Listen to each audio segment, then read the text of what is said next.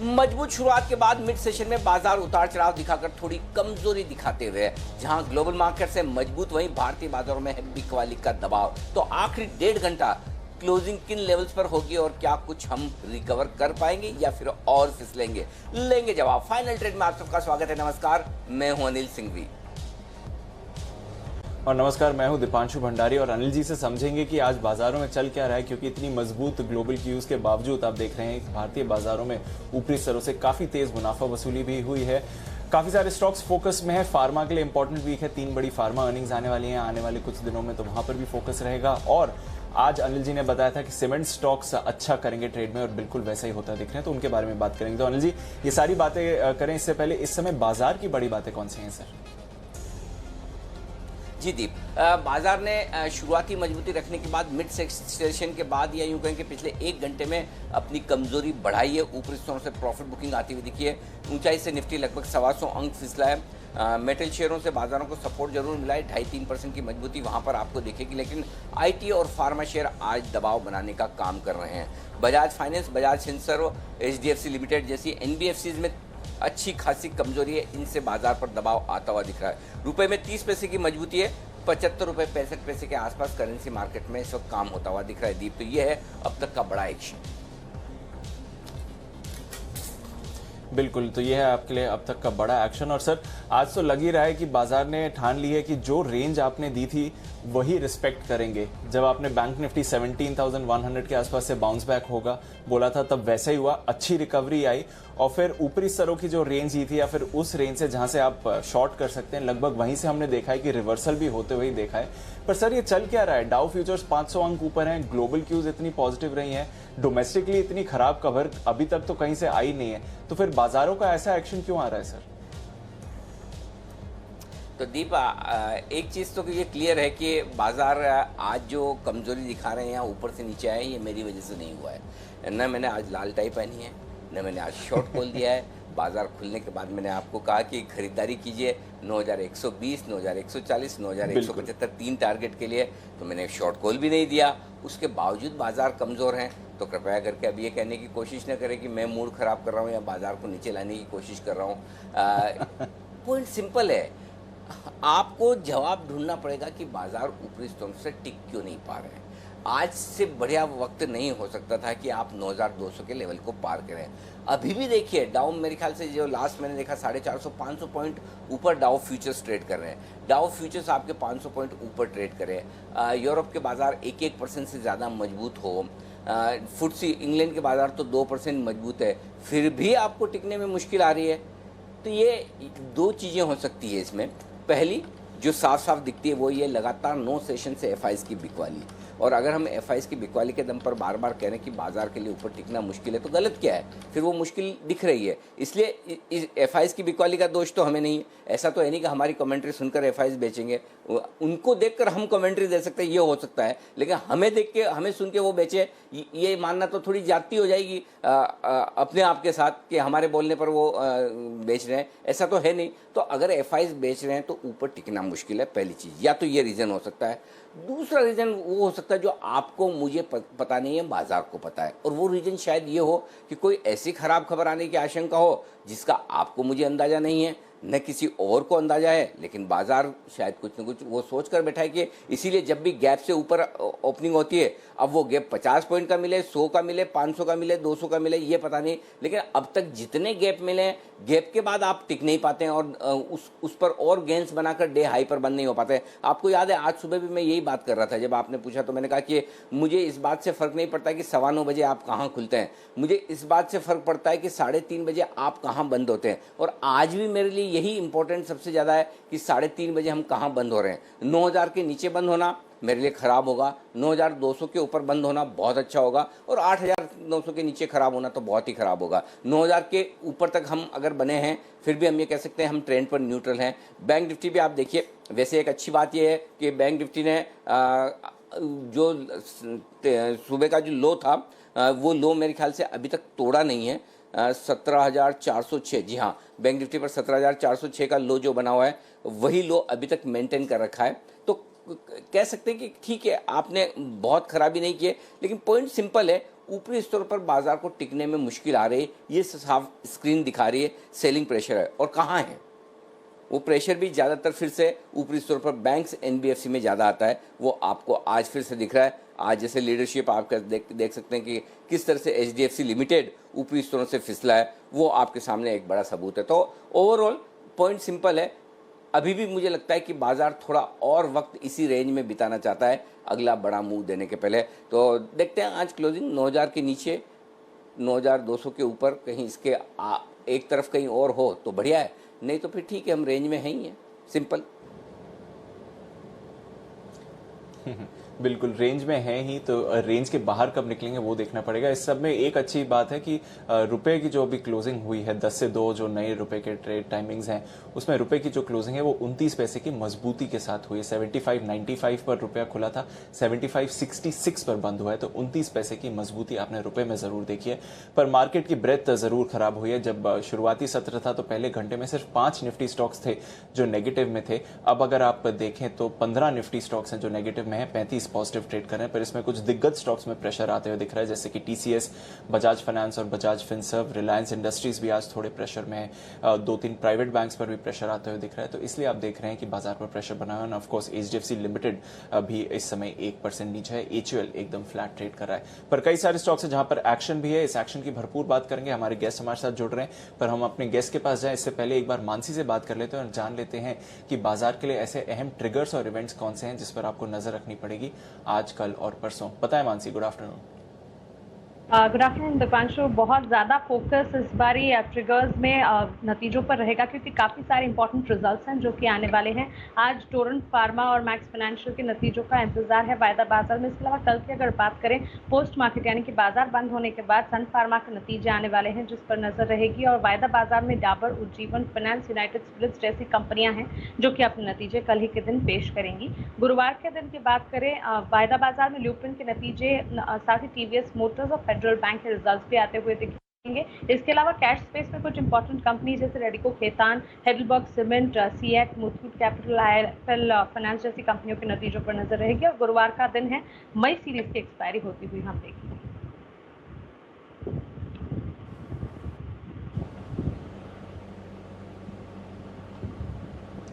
Okay, तो ये हैं कुछ इवेंट्स और ट्रिगर्स जिन पर आपको नजर रखनी है। बहुत सारी अर्निंग्स आने वाली हैं, तो वहां पर भी आप फोकस बनाए रखिए। चलिए हमारे गेस्ट को भी शो में इंट्रोड्यूस करते हैं। हमारे साथ इस समय जुड़ रहे हैं दिल्ली से राकेश जी और कुणाल जी, साथ ही वागले साहब हमारे साथ हैं, सुमित जी भी हमारे साथ हैं और किरण जी भी हमारे साथ शो पर जुड़ रहे हैं।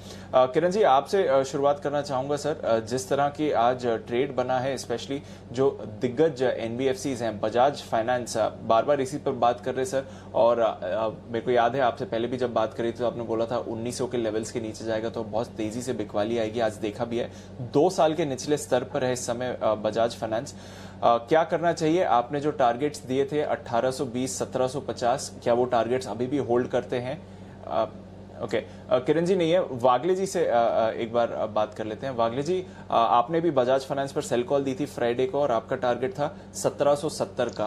होल्ड करता है सर? कुछ टारगेट रिवाइज करेंगे? और वीकनेस आती हुई दिख रही है यहाँ से? गुड आफ्टरनून दीपांशु, मैं बिल्कुल वो टारगेट को होल्ड करता हूँ। इनफैक्ट 1920 वो लेवल था जिसके नीचे बजाज फाइनेंस वीक हुआ। उसके बाद वो ऊपर में वो क्रॉस ही नहीं कर पाया। जब मार्केट चल रहा था बजाज फाइनेंस साइडवेज मूव हो रहा था। आज के दिन में भी जब मॉर्निंग सेशन में बजाज फाइनेंस ऊपर में बिकवाली आ रही थी और अभी के लेवल पे 1840 का जो लेवल है वो अगर टूटता है, जो 3-4 रुपए नीचे है, उसके बाद मुझे यहाँ से भी एक 70-80 रुपए की मूव लग रही है। वो आ जाएगी, आज कल में आएगी, वो देखना होगा। मैं 1780 के टारगेट्स को मेंटेन करता हूँ और वो शायद 1750 तक भी नीचे जा सकते हैं। मुझे ये बहुत ही वीक लग रहा है और अभी के अभी कोई बेच रहा है तो आपका 1870 का स्टॉप लॉस होना चाहिए। बिल्कुल, तो नजर रखिए जहां तक बजाज फाइनेंस है 1870 के स्टॉप लॉस के साथ आप फ्रेश सेल कॉल भी यहां पर इनिशिएट कर सकते हैं। डेज लो पर ट्रेड कर रहा है, पर डेज हाई पर ट्रेड कर रहा है Titan. Bansal ji, Titan fresh खरीदारी करनी चाहिए? 900 के ऊपर जाएगा स्टॉक? देखिए दीपांशु, इस स्टॉक ने सुबह सुबह एक गैप अप ओपनिंग के साथ 865 के ऊपर एक ब्रेकआउट दिया था, उसके बाद एक बड़ी रैली देखने को मिली। जिन्होंने तब लिया है वो होल्ड करें और ट्रेलिंग स्टॉप लॉस 878 का लगाएं। और अब दीपांशु थोड़ा सा रुकना चाहिए, मार्केट गिर रही है। अगर आज हमको 885 जिन स्तरों पे चल रहा है 885 के ऊपर की क्लोजिंग मिलती है, तब दोबारा से खरीदारी का कैंडिडेट बनेगा। 885 के ऊपर क्लोजिंग होती है तब 910 912 के भाव शॉर्ट टर्म में ऊपर में देखने को मिल सकते हैं। ओके, तो ये है आपके लिए टाइटन का व्यू। चलिए पहला बीटीएसटी कॉल क्लोजिंग शो का सचित जी की तरफ से बिगुल बजाते हैं उनके लिए बीटीएसटी का।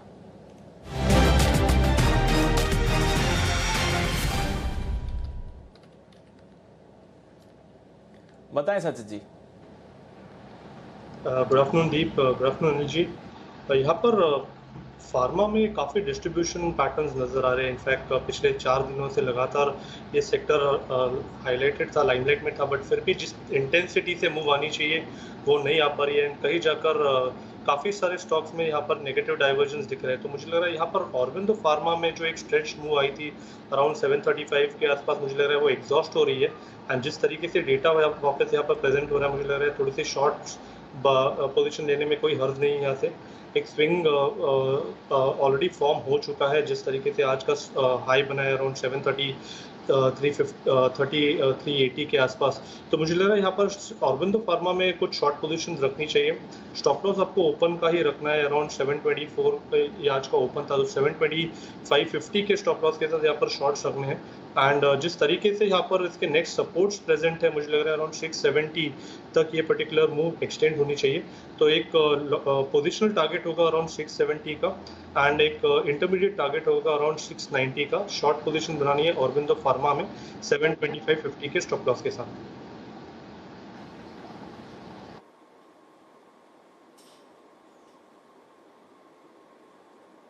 ओके, तो ये है औरोबिंदो फार्मा का फ्यूचर यहाँ पर खरीदारी करने की राय सचिन जी की तरफ से। तो पहला आज का कॉल BTST का। ओके, माफ़ कीजिएगा, यहाँ पर बेचने का कॉल है। और इस बीच बाजार भी दिन के लोएस्ट पॉइंट पर आए हैं, 17,400 के लेवल को तोड़ने की तैयारी में है।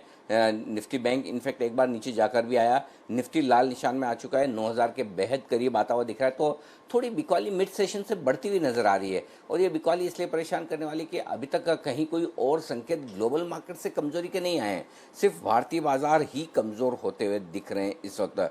आइए देख लेते कौन से स्टॉक से जो गिरावट में अपना योगदान दे रहे हैं, जहां से थोड़ी सी दिक्कत आती दिख रही है। TCS 4% यहाँ पर तेज बिकवाली हुई है। और निफ्टी पर सबसे ज़्यादा जो वजन है इस वक्त बिकवाली के लिहाज से वो TCS का ही है। तो TCS के चार्ट्स में क्या कुछ गड़बड़ हो रही है, जरा कुणाल जी देखिए और बताइए।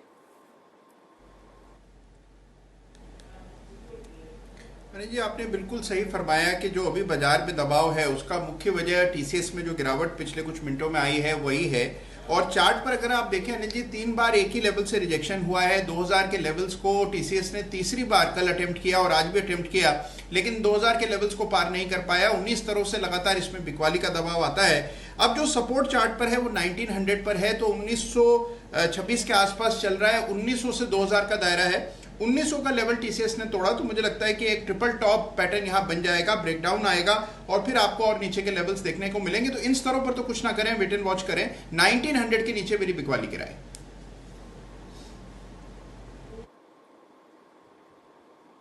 ओके, ये है आपके लिए राय, सिंपल है। 1900 के नीचे आप बेचने की कोशिश करें। आइए खबरों वाले शेयर जानने फटाफट। देवांशी हमारे साथ है इस वक्त। इस बीच 9,000 का लेवल निफ्टी तोड़ता हुआ दिख रहा है। जल्दी से खबरों वाले शेयरों के बारे में जान लेते हैं, देवांशी से पूछते हैं। देवांशी बताइए। बिल्कुल सर, आप देखिए आज अगर नतीजों के लिहाज से देखें तो फिलहाल हमने देखा न्यूजन सॉफ्टवेयर, इसके नतीजे हैं सीक्वेंशियली नंबर्स थोड़े से बेहतर आते हुए दिखे। जो मुनाफा है करीब 70% बढ़ता हुआ दिखा है। साथ ही आय जो है वो 191 करोड़ पे आते हुए दिखे। लेकिन ईयर ऑन ईयर अगर आप देखें तो नतीजे थोड़े से कमजोर होते हुए दिखे। ऑटो एक्सेल अब देखिए जो मुनाफा है 30 करोड़ से घटकर इस बार केवल 5.5 करोड़ पे आता हुआ दिखा है। जो आय है वो भी घटी है, 481 करोड़ से घटकर 170 करोड़ के पास आते हुए दिखे। कामकाजी मुनाफा 58 करोड़ से घटा है, 13 करोड़ पे आता हुआ दिखा है, तो फिलहाल नंबर्स कमजोर हैं। और फर्स्ट सोर्स सॉल्यूशंस, इसके भी आप देखिए अगर सालाना आधार पर देखें तो नंबर्स कमजोर दिख रहे हैं। मुनाफा इस बार करीब 7% कम होता हुआ देखा और जो आय है करीब 11% तक कम होती हुई दिखी है। इसके अलावा आज फार्मा कंपनीज पर फिर एक बार एक्शन देखने मिला है। ग्लेनमार्क फार्मा, इस पर आप नजर कीजिए आज, क्योंकि फेविपिराविर ये जो दवा है इसका संयुक्त ट्रायल कंपनी करेगी और इसके चलते आज ये फोकस में था। साथ ही इंडोको रेमेडीज कंपनी की जो एनेस्थेशिया की इंजेक्शन है जिसमें इस्तेमाल होता है इंजेक्शन, इसको यूएस एफडीए से मंजूरी मिल चुकी है। इसके चलते आज काफ़ी ज़्यादा तेज़ी इस स्टॉक में आती हुई दिखी थी। और इसके अलावा अगर बड़े सौदों पर नज़र कर लेते हैं आज के दिन में, तो हमने देखा IEX जहाँ पे करीब 19 लाख शेयरों के आज सौदे होते हुए देखे 165 रुपये प्रति शेयर के भाव पर। ओरियन सीमेंट 10 लाख शेयरों के आज सौदे हुए हैं, करीब 40 रुपये प्रति शेयर के भाव पर ये सौदे हुए हैं। ग्रासिम में भी 13 लाख शेयरों के आज 2 सौदे हुए हैं, 540 रुपये 50 पैसे से लेके 541 रुपीज़ प्रति शेयर के भाव पर ये सौदे हुए। और नेस्ले में आज 21 करोड़ के सौदे होते हुए दिखे। अल्ट्राटेक सीमेंट भी आज फोकस में था जहाँ पे करीब 25 करोड़ के आज ब्लॉक डील्स होते हुए दिखी है। ओके, ये है आपके लिए तमाम खबरों वाले शेयर। आइए इस बीच बसीन साहब हमारे साथ कार्यक्रम में शामिल हो रहे हैं। उनके लिए एक बिगुल और पूछते हैं उनसे उनकी पसंद के स्टॉक्स इस वक्त और साथ ही अपडेट भी।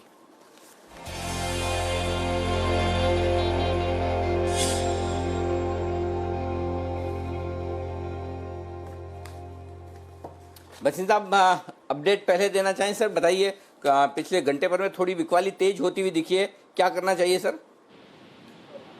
हाँ अनिल जी, तो लग रहा है कि एक्सपायरी परसों है तो थोड़ा सा कंसर्टेड और ज्यादातर वो बैंक्स और एनबीएफसीज में ही प्रेशर है। But I think this is the final leg. मुझे नहीं लगता यहाँ सस्टेन करेगी market. I am very very sure आज नेक्स्ट तो कल यू विल क्रॉस 90 to 100। तो ये थोड़ा सा इसको कहते हैं expiry related volatility which I think should be digested in the next half an hour. But जैसे मैंने कहा financials are now giving you an extremely oversold reading और यहाँ लेने के मौके हैं। सुबह 2 कॉल दी थी L&T जो हमने लेने के लिए कहा था, उसमें 820 का स्टॉप लॉस है ऑन अ क्लोजिंग बेसिस। और 434 पे आपको कहा था टाटा पावर, वो भी अभी 35.5 चल रहा है, उसमें 33 का स्टॉप लॉस है, 42-45 का टारगेट। इसके अलावा मैं अब आप कहें तो मैं 3 कॉल दूंगा, 2 बाय 1 सेल, एक पेयर ट्रेड है सर। ओके, तो सर बताएं पहले बाय कॉल्स आपके। तो सर दोनों बैंक है और दिग्गज बैंक है और हम सोच रहे हैं कि यहाँ इस समय फियर नहीं करना चाहिए क्योंकि यहाँ पे जो भी मॉरेटोरियम की वजह से डेलिंक्वेंसीज वगैरह है वो ऑल प्राइस इन हो चुकी है। यहाँ इस भाव पे these banks are going to be very very good crucial place. और मुझे लगता है अगर आप 15 जून तक का नजरिया रखें तो यहाँ से 15% अपसाइड आपको दिखती है। तो पहला होगा HDFC बैंक, 853-55 का भाव है, इसमें 837 का स्टॉप लॉस रखिए और इसमें मुझे 900 का पहला टारगेट है, 920 का। तो HDFC bank is the first pick there. ये लेवल्स आप जो दे रहे हैं कैश के फ्यूचर्स के हैं? कैश के है सर, 853 का और 837 का स्टॉप लॉस। ओके ओके, तो अभी 845-50 के आसपास, 850 का रख लीजिए रफली। हाँ, और stop loss 835 right sir? 835 correct. Okay, 835 का स्टॉप लॉस, 835 का, और टारगेट एक बार फिर से बसीन साहब बता दें प्लीज। 900 और 920 का सर। 920 के टारगेट के लिए यहाँ पर खरीदारी करें। पहला पिक है HDFC बैंक, यहाँ पर तेजी करके चलें, 848-850 के आसपास कैश लेवल ये चल रहे हैं, यहाँ पर आप खरीदारी कर सकते हैं। जैसा आप बता रहे हैं दूसरा भी बैंक ही सर खरीदने के लिए? हाँ, दूसरा उस जैसा ही दिग्गज बैंक है sir, ICICI bank. ICICI bank आज 290 का भाव है, 288-290। अब आप इसमें अगर सम ऑफ पार्ट्स लें तो इसके जो जितने बाकी बिजनेसेस हैं वो 125 रुपए के मिल रहे हैं, माने 150 रुपए में आपको सिर्फ ICICI बैंक मिल रहा है। तो 290, 288, 290 का रखिए, 281 का स्टॉप लॉस रखिए और इसमें 320 का टारगेट होएगा by the middle of June. Okay, अगले 15-20 दिनों के लिए ICICI बैंक में करें खरीदारी। 288, 292, 288, 292 इस रेंज में आप आराम से खरीदिए, धीरे धीरे 281 का स्टॉप लॉस लगाइए, 320 का टारगेट, ये है ICICI बैंक में खरीदारी करने की राय। अच्छा बसीन साहब, अब फाइनली शॉर्ट करने की राय कहाँ है? भी बैंक ही है, वो एक पेयर ट्रेड इन दोनों के साथ है कोटक बैंक। कोटक बैंक अभी भी इक्विटी रेस कर रहा है और I think dilution of equity में थोड़ा सा रिटर्न ऑन कैपिटल कम हो सकता है। तो ये 1150-52 का भाव है, यहाँ पे मुझे थोड़ी वीकनेस दिखती है और एज अ पेयर ट्रेड इसमें मैं 1167 का स्टॉप लॉस रखूंगा और 1100 का टारगेट। ओके, तो 1100 रुपये तक के टारगेट के लिए यहाँ पर आप बिकवाली कर सकते हैं। कोटक महिंद्रा बैंक, कल ही शेयर होल्डर्स ने 7000 करोड़ से ज़्यादा के QIP को मंजूरी दी। किसी भी वक्त QIP आने की तैयारी में है बहुत जल्द, और उस हिसाब से एक बार थोड़ा डाइल्यूशन होने पर नीचे आ सकता है स्टॉक। 1100 रुपये का टारगेट रखें, 1100, 1167 स्टॉप लॉस है, 1148, 1152 की रेंज में शॉर्ट कर दीजिए। ये राय है आपके लिए कोटक बैंक पर। शुक्रिया वसीम साहब, बहुत बहुत धन्यवाद आपका ये तीनों बेहतरीन पिक्स देने के लिए। और अगर आपके पास BTST कॉल्स रहेंगे तो फिर आपसे 3 बजे बाद मुलाकात होगी हमारी फ़ोन पर। लेकिन फिलहाल ये 3 कॉल्स, 2 बैंक खरीदने हैं, HDFC बैंक, ICICI बैंक, और सामने शॉर्ट करना है 1 बैंक, ताकि आपकी हेजिंग प्रॉपर तरीके से हो सके। तो दीप, फाइनेंशियल्स में ही एक्शन है पूरा, यहाँ गिरते बाजार में थोड़ा वसीम साहब खरीदारी करने के मूड में है। दीप। बिल्कुल अनिल जी, और जैसे ही आप और भसीन साहब सर बात भी कर रहे थे, 9000 के नीचे भी निफ्टी गया, अब 9000 होल्ड करने की कोशिश कर रहा है, बट नेगेटिव हो गया निफ्टी।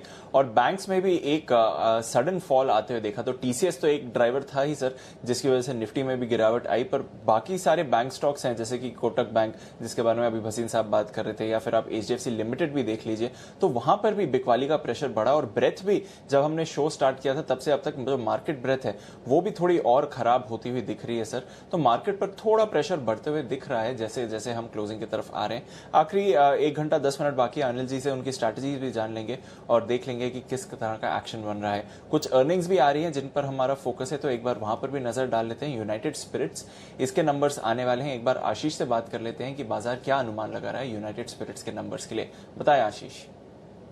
दीपांशु, कल नतीजे आएंगे और काफ़ी मिले जुले रहने का अनुमान है, क्योंकि आप देखिए कंपनी ने जो है, मैनेजमेंट ने खर्चों में कुछ कटौती की है, और साथ ही जो रॉ मटेरियल प्राइस है, ग्लास और ENA एक्स्ट्रा न्यूट्रल अल्कोहल, इसकी कीमतें तिमाही के दौरान स्थिर देखने को मिली है, जिसके चलते ऐसा माना जा रहा है कि ऑपरेशनल एफिशिएंसी जो है उसमें सुधार देखने को मिलेगा, और जो टैक्स दर में कटौती हुई है उसका भी एक पॉजिटिव इम्पैक्ट मुनाफे के आंकड़े में देखने को मिलेगा। लेकिन सबसे ज़्यादा अहम है बिक्री और वॉल्यूम ग्रोथ। यहाँ पर देखिए, पिछले साल 1% की पॉजिटिव वॉल्यूम ग्रोथ के मुकाबले इस बार अनुमान लगाया जा रहा है कि 10% की डी ग्रोथ देखने को मिलेगी। यानी बिक्री के लिहाज से अगर आप देखें तो नतीजे अच्छे नहीं रहेंगे। बाकी आप जैसे मार्जिन्स के बारे में मैंने आपको बताया कि ऑपरेशनल एफिशिएंसी सुधरने का फायदा मिलेगा। 12.6% से बढ़कर एबिटा मार्जिन 13.8% रहेंगे, और इनका जो कामकाजी आय है यानी एबिटा, इसमें लगभग 6% की तेजी देखने को मिलेगी। आय में मामूली 4% की गिरावट रहेगी।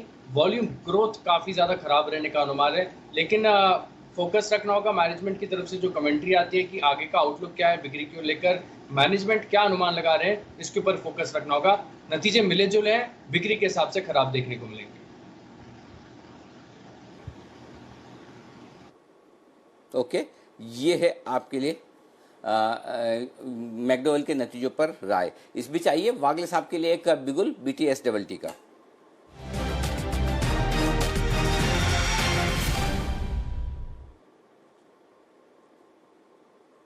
बताएं वागले साहब। अनिल जी, ये पोजिशनल पीक है। श्री सीमेंट में एक क्लियर कट ब्रेकआउट दिखाई दे रहा है। 20,360 के करंट लेवल से बाय करें। 20,360 से 20,300 ये मेरी बाइंग रेंज होगी। 20,100 का थोड़ा लंबा स्टॉप लॉस होगा 200 रुपए का, और मुझे 21,300 तक दिखाई देता है। लेकिन ये व्यू आज और कल के लिए नहीं, ये 2 से 3 दिन का व्यू है। तो आप गुरुवार तक का व्यू लेके चले, एक्सपायरी तक का, और मुझे लगता है ये 21,000 के पार जाना चाहिए। तो 21,000 टारगेट रखा जाए। 21,300 अनिल जी। 21,300 ओके। तो खरीदारी करने की राय है श्री सीमेंट में 20,300, 20,360 की रेंज में खरीदिए। 20,100 का स्टॉप लॉस लगाइए। 21,300 ये टारगेट आपको थोड़े 2-3 दिनों के लिहाज से रखने होंगे। पोजिशनल ट्रेड है, ये राय है वागले साहब की इस वक्त आपके लिए ट्रेड करने के लिहाज से। 9,000 के नीचे फिसलने के बाद निफ्टी ने थोड़ा बाउंस देने की कोशिश की है और आया है अब 9,020 के आसपास, 9,025 के आसपास। तो थोड़ी रिकवरी आई है। 9,000 के नीचे खाली 1-2-4 मिनट के लिए डिप किया था, और बैंक निफ्टी 17,300 तक नीचे जाने के बाद अब 17,400 के आसपास है। हल्की सी रिकवरी निचले स्तर से आती दिखी, तो ये आपके लिए रिकवरी है। 2:30 बजे की स्ट्रेटेजी भी मेरी दीप आज टाइमली तैयार है, मैं थोड़ी देर में बताऊंगा। उससे पहले एक बार सिप्ला पर राय ले लेते हैं। सचिन जी, सिप्ला आज कमज़ोर हुआ है, आपकी तो खरीदारी के लिस्ट में होगा। एंट्री लेवल क्या सही है इसके? अनिल जी, इनफैक्ट सिप्ला में एक हमने ब्रेकआउट वाला ट्रेड भी दिया था अराउंड 610 के आसपास, जहाँ पर 650 तक की एक्सपेक्टेशन है। बट जिस तरीके से वापस यहाँ पर एक पुल बैक आ रहा है, मुझे लग रहा है थोड़ा सा यहाँ पर कॉशियस ज़रूर रहना चाहिए। मुझे लग रहा है अगर स्टॉक थोड़ा सा कंसोलिडेट होता है इस पर्टिकुलर डिक्लाइन के बाद, तो मुझे लग रहा है अराउंड 618 के आसपास एक बेटर लेवल होगा जहाँ पर थोड़े से लॉन्ग ट्राई करने चाहिए। बट ऑन द कॉन्ट्ररी मुझे लग रहा है ऊपर में भी थोड़ी सी जगह कम होती जा रही है जिस तरीके से ये पैटर्न शेपअप हो रहा है। तो अराउंड 640 से लेके 620 618 इस पर्टिकुलर रेंज में ही मुझे लग रहा है स्टॉक लॉकअप होना चाहिए। तो थोड़ी सी और गिरावट की उम्मीद है। तो अराउंड 618 620 के थोड़े से नज़दीक अगर आ जाए तो ही खरीदारी करनी चाहिए शॉर्ट टर्म के लिहाज से। ओके, ये है आपके लिए सिप्ला पर राय। थोड़ी गिरावट आती हुई दिख रही है। स्ट्रैटेजी ले लेते हैं अनिल जी से और उसके बाद चार्ट कॉर्नर की पिक भी आने के लिए तैयार है। अनिल जी, स्ट्रैटेजी ले लें। 225 ही हो रहा है आज, 5 मिनट जल्दी हो जाएगा सर। यस, बिल्कुल बिल्कुल बिल्कुल। चलिए, तो पहले स्ट्रैटेजी का बिगुल बजाते हैं, जान लेते हैं अनिल जी की मार्केट पर क्या राय है।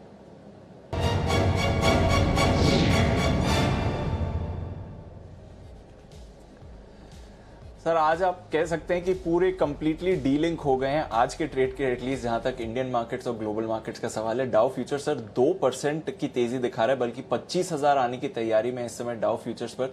बस कुछ ही अंक दूर है 25,000 से, और 500 से ज्यादा अंक की तेजी आपको डाउ फ्यूचर्स पे दिखेगी। नैस्डैक फ्यूचर्स भी 2% ऊपर है। यूरोप के बाजार भी मजबूती से खुले हैं, 1.5% की गेन लगभग सारे यूरोप के बाजार आपको दिखा रहे हैं। एशिया में सारे बाजार गेन्स के साथ बंद हुए हैं, सिर्फ SGX निफ्टी एशिया में है जो नेगेटिव ट्रेड कर रहा है, भारतीय बाजार नेगेटिव ट्रेड कर रहे हैं। बाकी सारे बाजार एशिया में अच्छी गेन्स 1.5 से 2.5% की गेन्स के साथ बंद हुए हैं। तो बाकी सब जगह तेजी है सर, सिर्फ भारतीय बाजार गिर रहे हैं इस समय। तो यही तो सबसे बड़ी दिक्कत है दीप, ऐसे वक्त पे बाजारों को प्रेडिक्ट करना बहुत मुश्किल काम है। मंदी आपसे होगी नहीं, डाउ फ्यूचर्स देख के, तेजी आपको स्क्रीन देखकर कर नहीं पाएंगे, और फिर उसके ऊपर आपको बताना है कि आखिर में होना क्या है। बड़ा मुश्किल हो जाता है ऐसी सिचुएशन में, क्योंकि स्क्रीन आपको बहुत कमज़ोर दिख रही है, कमज़ोर नहीं बहुत कमज़ोर दिख रही है, और बाकी ट्रिगर्स आपको ऐसे ख़राब दिख नहीं रहे। पॉइंट सिंपल है, तब डेटा पर फोकस कीजिए, और डेटा में नंबर 1 डेटा जो सबसे इंपॉर्टेंट आपके लिए वो है 9,000 का, जो सुबह भी हम बात कर रहे थे। 9,000 के पुट पर 36 लाख शेयरों का ओपन इंटरेस्ट है। अगर 9,000 के नीचे हम जाकर ट्रेड करना शुरू करते हैं 3 बजे के पहले, तो फिर आपके लिए रिस्क है ना 75 पॉइंट से 125 पॉइंट की खुल जाती है। तब आप 8,925 और 8,875 की रेंज में निफ्टी को आज कल में फिसलते हुए देखेंगे। तो 9,000 बहुत क्रूशियल है, उसके नीचे टिक कर ट्रेड नहीं करना चाहिए बाजार। नहीं तो फिर होगा ये कि ये जो 36 लाख शेयर हैं पुट के ओपन इंटरेस्ट में, ओवरऑल जो पोजीशन बनी हुई है वो पोजीशन आपके लिए अनवाइंड होती हुई दिखेगी, क्योंकि लोग ये मानकर चल रहे हैं सुबह की इतनी गैप अप ओपनिंग के बाद, हम भी मान रहे थे कि अब 9,000 के नीचे की तो क्लोजिंग क्या ही मिलेगी, लेकिन अब आप आखिरी घंटे में क्लोजिंग बेसिस पर भी 9,000 को नॉक कर रहे हो कि हम तोड़ दें क्या। फिलहाल डेटा के बेसिस पे मैं ये कह सकता हूँ कि संभावना ये है, और ग्लोबल मार्केट्स को देखते हुए कि शायद आप 9,000 के नीचे बंद नहीं होंगे, वो सपोर्ट है आपके लिए। तो जो बड़े एग्रेसिव ट्रेडर हैं वो 25-50 पॉइंट के लिए निफ्टी को खरीद सकते हैं। आज के लो का स्टॉप लॉस लगा लें, 8,995 का स्टॉप लॉस होना चाहिए। 9,050, 9,075, 9,100 तक के टारगेट के लिए, 9,050 से 9,100 तक के टारगेट के लिए एक बाउंस बैक निफ्टी में शायद आ सकता है, उसके लिए आपको खरीदारी करनी चाहिए। तो पॉइंट नंबर 1 ये है आपके लिए। मैं उम्मीद कर रहा हूँ कि 9,000 के नीचे शायद हम बंद नहीं होंगे, जिस तरह का ग्लोबल माहौल है, अनलेस की कोई ख़राब खबर आ जाए, वो तो पता नहीं। अब आइए बैंक निफ्टी में 17,500 ये बड़ा इंपॉर्टेंट लेवल है, जहाँ पर 5 लाख शेयर पुट में और 6 लाख शेयर कॉल्स में। तो असली रस्साकशी वाला लेवल यही है। 17,500 के नीचे आप हैं, कमज़ोर हैं। 17,500 के, अब जैसे आप भले अभी आपको 115 पॉइंट ऊपर दिख रहा है, लेकिन मैं 17,500 से गिनता हूँ। 17,500 से मैं गिनूँ तो आप एक तरह से 100 पॉइंट कमज़ोर हैं बैंक निफ्टी पर। तो बैंक निफ्टी के लिए बहुत ज़रूरी है कि 17,500 के ऊपर है। 17,500 के नीचे रहने पर साफ तौर पर कमज़ोरी के संकेत हैं, और तब आपके लिए नीचे की रिस्क 17,100 तक की खुल जाती है। बड़ा सपोर्ट 17,000 17,100 की रेंज में है पुट के लिहाज से, और ऊपरी स्तरों पर 17,850 18,000 परफेक्ट सेलिंग जोन है। आई डोंट नो दोनों में से कोई भी एक मिलेगा या नहीं मिलेगा, लेकिन 17,500 के लेवल को आप मिड पॉइंट मानकर यहाँ पर आप ट्रेड कर सकते हैं। लेकिन मुझे ऐसा लगता है कि दोनों में से अगर ट्रेड करना हो तो भले ही निफ्टी आपको दिख रहा है कमज़ोर, लेकिन निफ्टी पर कंफर्ट थोड़ा सा आज ज़्यादा है, क्योंकि यहाँ पर स्टॉप लॉस बड़ा वेल डिफाइंड है। 8,995 का 9,050 से 9,075 9,100 तक के टारगेट के लिए ये आखिरी घंटे का एक ट्रेड दी बन सकता है। बिल्कुल 9,000 होल्ड करना चाहिए निफ्टी को। अभी भी हमने देखा कि निचले स्तरों से लगभग 30-35 अंकों की रिकवरी आई है निफ्टी में, पर बैंक निफ्टी 17,500 के नीचे ट्रेड कर रहा है। हालांकि बैंक निफ्टी में आपको थोड़ी स्ट्रेंथ देखने को मिल रही है। तो नजर रखते हैं जहां तक एक्शन है इस समय बाजार पर, थोड़ी वॉलेटिलिटी आपको आती हुई दिख रही है और ग्लोबल क्यूज काफी स्ट्रांग है। चलिए कुछ और स्टॉक्स पर नजर डाल लेते हैं। हमने बताया कि काफी सारी फार्मा अर्निंग्स पर हमारे नजर है। आज आ रहे हैं टोरेंट फार्मा के रिजल्ट्स, पर कल आने वाले हैं दिग्गज कंपनी फार्मा के नंबर्स। क्या है एक्सपेक्टेशंस बताने के लिए तैयार हैं देवांशी। बताएं देवांशी। बिल्कुल दीपांशु, आप देखिए सन फार्मा से इस तिमाही में अच्छे नतीजों की उम्मीद की जा रही है। सबसे पहले अगर आए देखें तो सारे ज्योग्राफीज जो हैं यहाँ से अच्छा परफॉर्मेंस आ सकता है।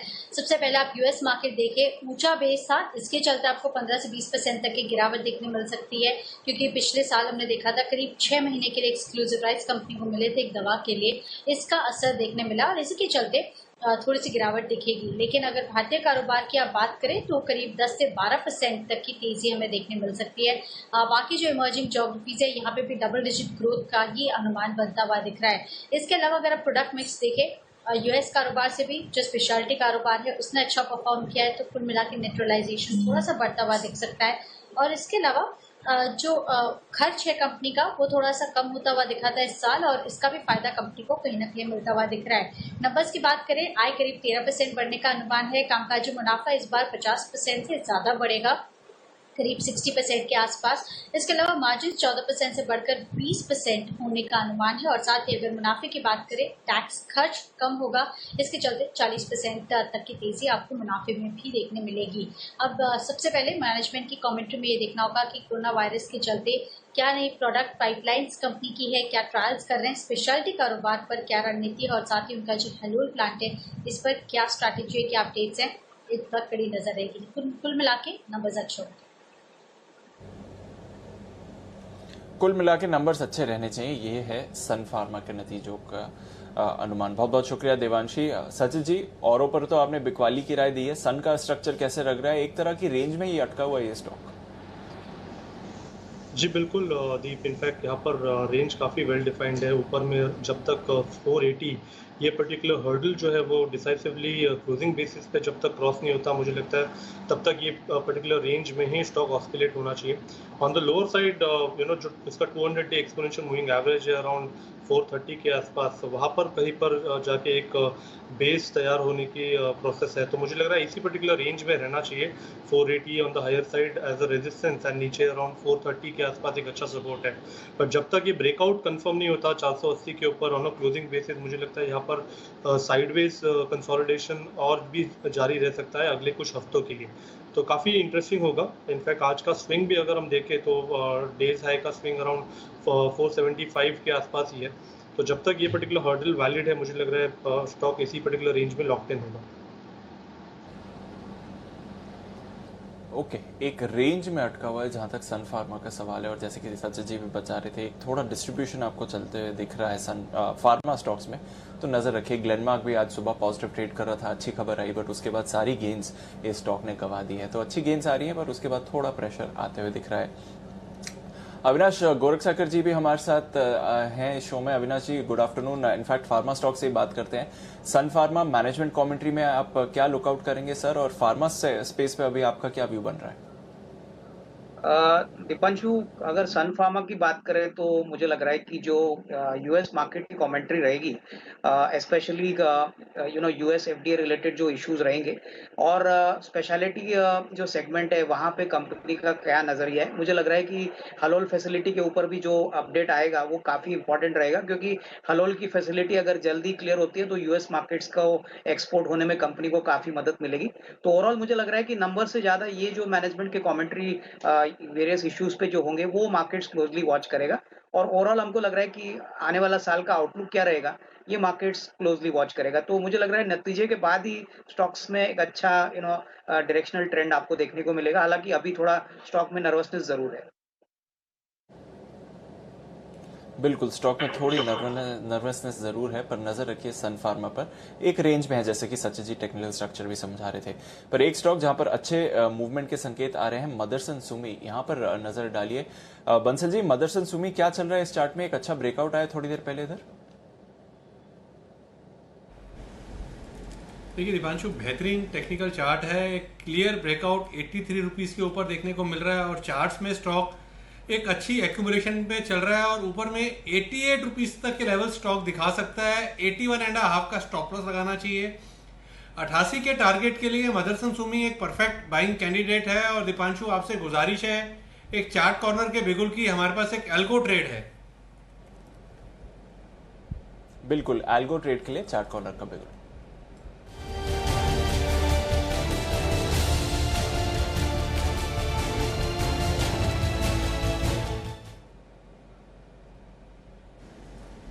बताएं सर।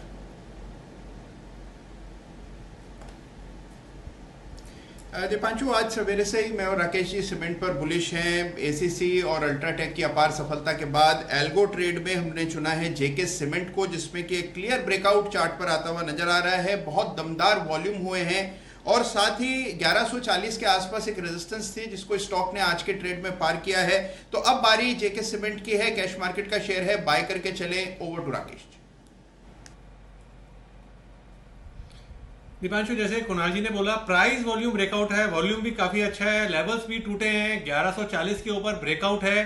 1135 1135 का स्टॉप लॉस है। 1190 1190 पहला टारगेट है। 1213 1213 दूसरा टारगेट है और जेके सीमेंट को खरीदने की राय है। बिल्कुल, तो सीमेंट स्टॉक्स में आपको भरपूर एक्शन देखने को मिल रहा है और एक बढ़िया ब्रेकआउट आ रहा है इस समय जेके सीमेंट पर। यहाँ पर नजर रखिए। आज सुबह हाइडलबर्ग सीमेंट की भी हम बात कर रहे थे, वहां पर भी आपने एक अच्छा मूव आते हुए देखा। अल्ट्राटेक का हमारे मल्टीपल एक्सपर्ट्स ने आज इस स्टॉक पर रेकमेंड करी है स्ट्रैटेजी, वहां पर आप अच्छा मूव देख रहे हैं और अब खरीदारी की राय आपके लिए आ रही है जेके सीमेंट पर। तो यहाँ पर भी आप नजर रखिए, मूव्स काफी स्ट्रांग आ रहे हैं। चलिए कुछ और कैश स्टॉक्स पर नजर डालते हैं, देख लेते हैं कि वहां पर एक्शन कैसा होता हुआ दिख रहा है इस समय। सुमित जी, सुमिटोमो केमिकल्स, इस स्टॉक पर नजर डालिए। थोड़ी देर पहले एक अच्छा ब्रेकआउट आया था, यहाँ पर कोई ट्रेड है sir? Good afternoon Deepanshu. Sumi chemical के अंदर 235-236 का भाव अभी ट्रेड हो रहा है।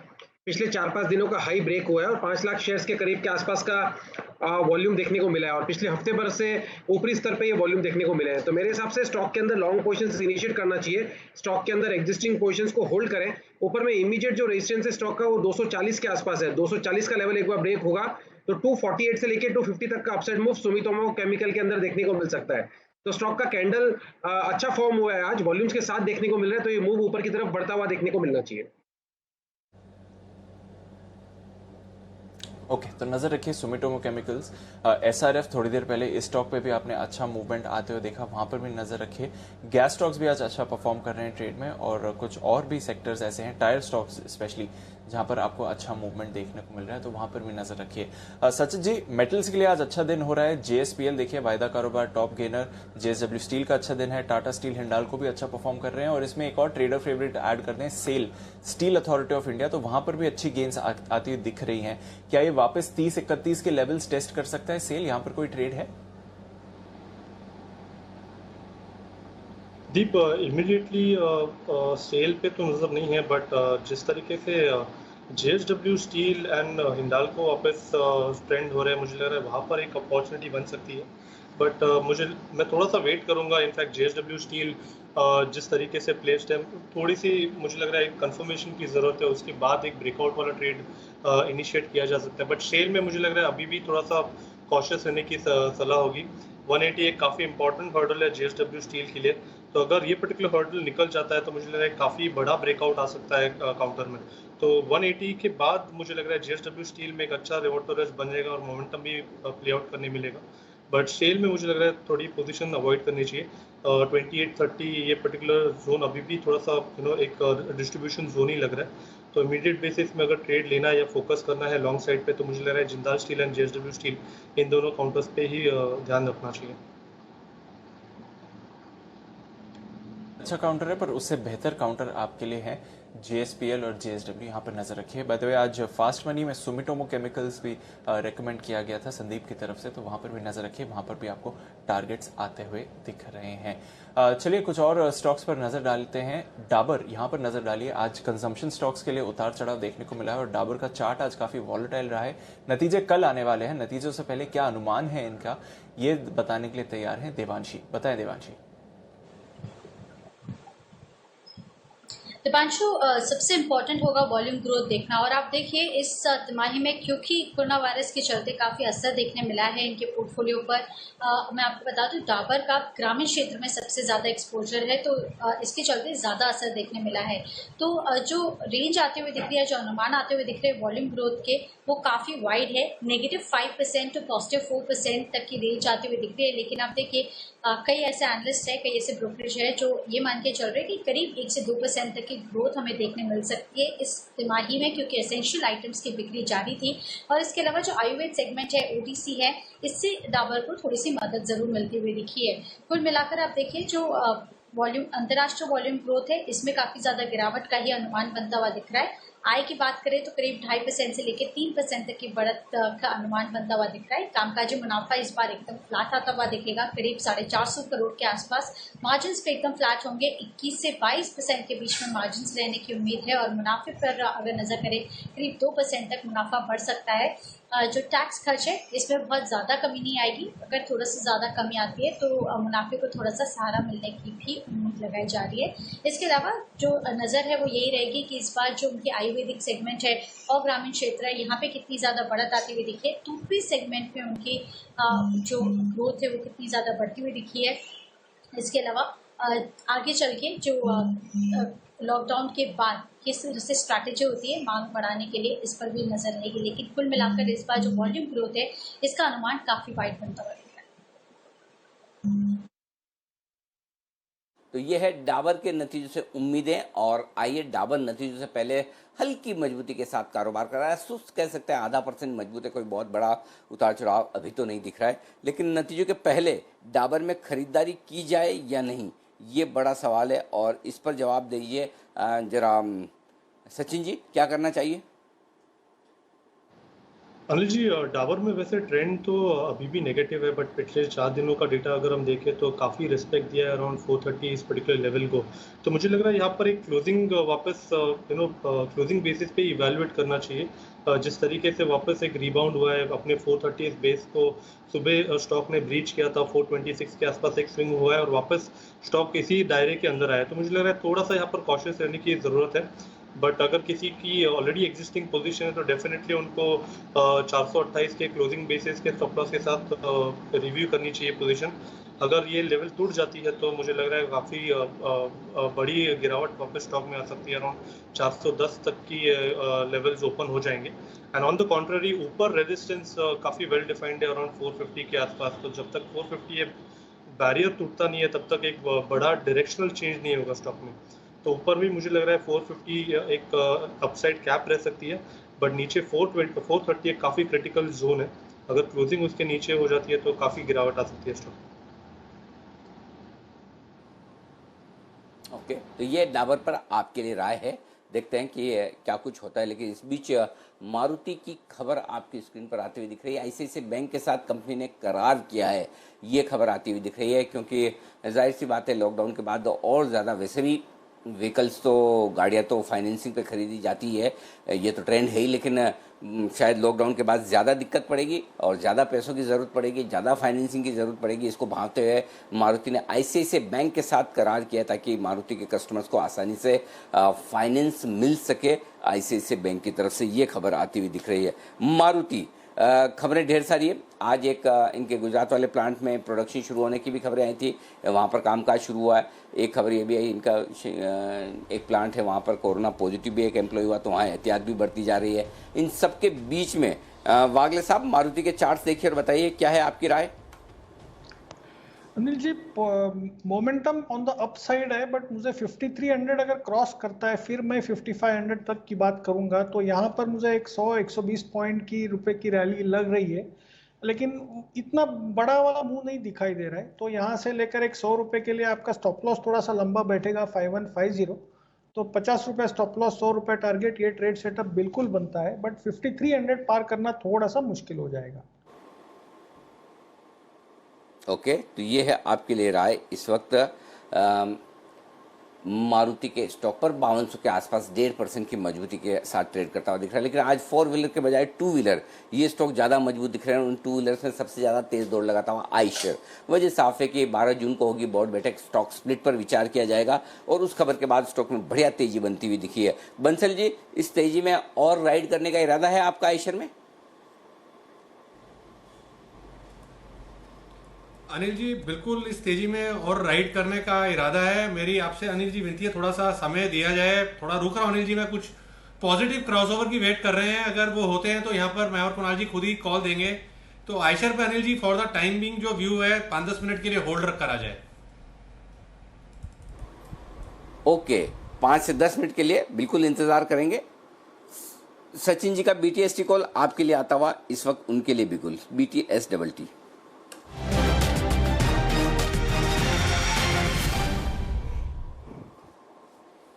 बताएं सर। खरीदारी करनी है MGL पे। शुक्रवार के सेशन में भी हमने इस पर्टिकुलर स्टॉक पे एक बाय कॉल रेकमेंड की थी, जिसका एक फर्स्ट टारगेट था अराउंड 922 के आसपास और सेकंड टारगेट था अराउंड 945 के आसपास। मुझे लग रहा है ये जो अभी ब्रेकआउट फ्रेश हुआ है तो यहाँ पर 945 की तैयारी हो रही है। एंड जिस तरीके से स्टॉक पोजिशन है, मुझे लग रहा है यहाँ पे फ्रेश स्टॉप लॉस लेना चाहिए अराउंड 910 के आसपास एंड फ्रेश लॉन्ग्स अभी भी ऐड करने चाहिए MGL में। एक ही टारगेट बचा है 945 का। इसका 200 डे मूविंग एवरेज भी अराउंड 960 के आसपास है। तो मुझे लग रहा है अगर यहाँ से रफ्तार मिलती है तो डेफिनेटली उस पर्टिकुलर एवरेज को टेस्ट होने की एक उम्मीद होगी। But as of now trade setup के लिहाज से 910 के स्टॉप लॉस के साथ लॉन्ग्स करने हैं 945 के टारगेट के लिए MGL। ओके, MGL महानगर गैस लिमिटेड ये 925-927 रुपए की रेंज में खरीदी है। यहाँ पर 910 का लगाइए स्टॉप लॉस। 945 के टारगेट के लिए खरीदारी करने की राय है सचिन जी की तरफ से। तो सचिन जी ने पहले औरोबिंदो फार्मा बेचने की राय दी, दूसरा MGL खरीदने की राय दी। सचिन जी, यही है ना दोनों आपकी, एक शॉर्ट एक लॉन्ग, बराबर है? जी अनिल जी, बराबर है, एक शॉर्ट और एक लॉन्ग।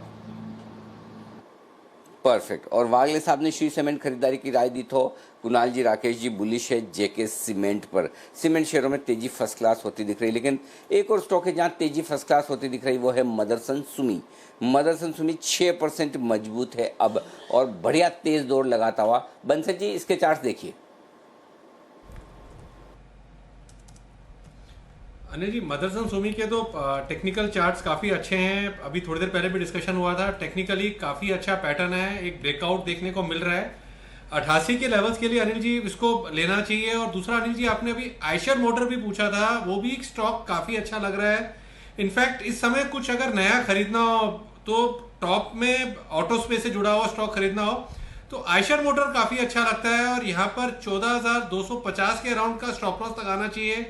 टेक्निकली एक्सपायरी के नजरिए से एक परफेक्ट कैंडिडेट है शॉर्ट कवरिंग का और ये स्टॉक 14,800 पे जो इसका रेजिस्टेंस है उसको तोड़ने के लिए अटेम्प्ट करेगा और टूटते यहाँ पर 15,000 के लेवल्स देखने को मिलेंगे। तो आइशर मोटर पे जो आपने पूछा था, इसको खरीद के चलना चाहिए आइशर मोटर को।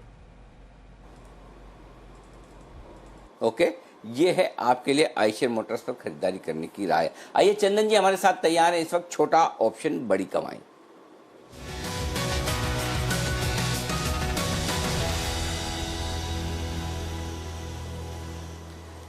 बताएं चंदन जी।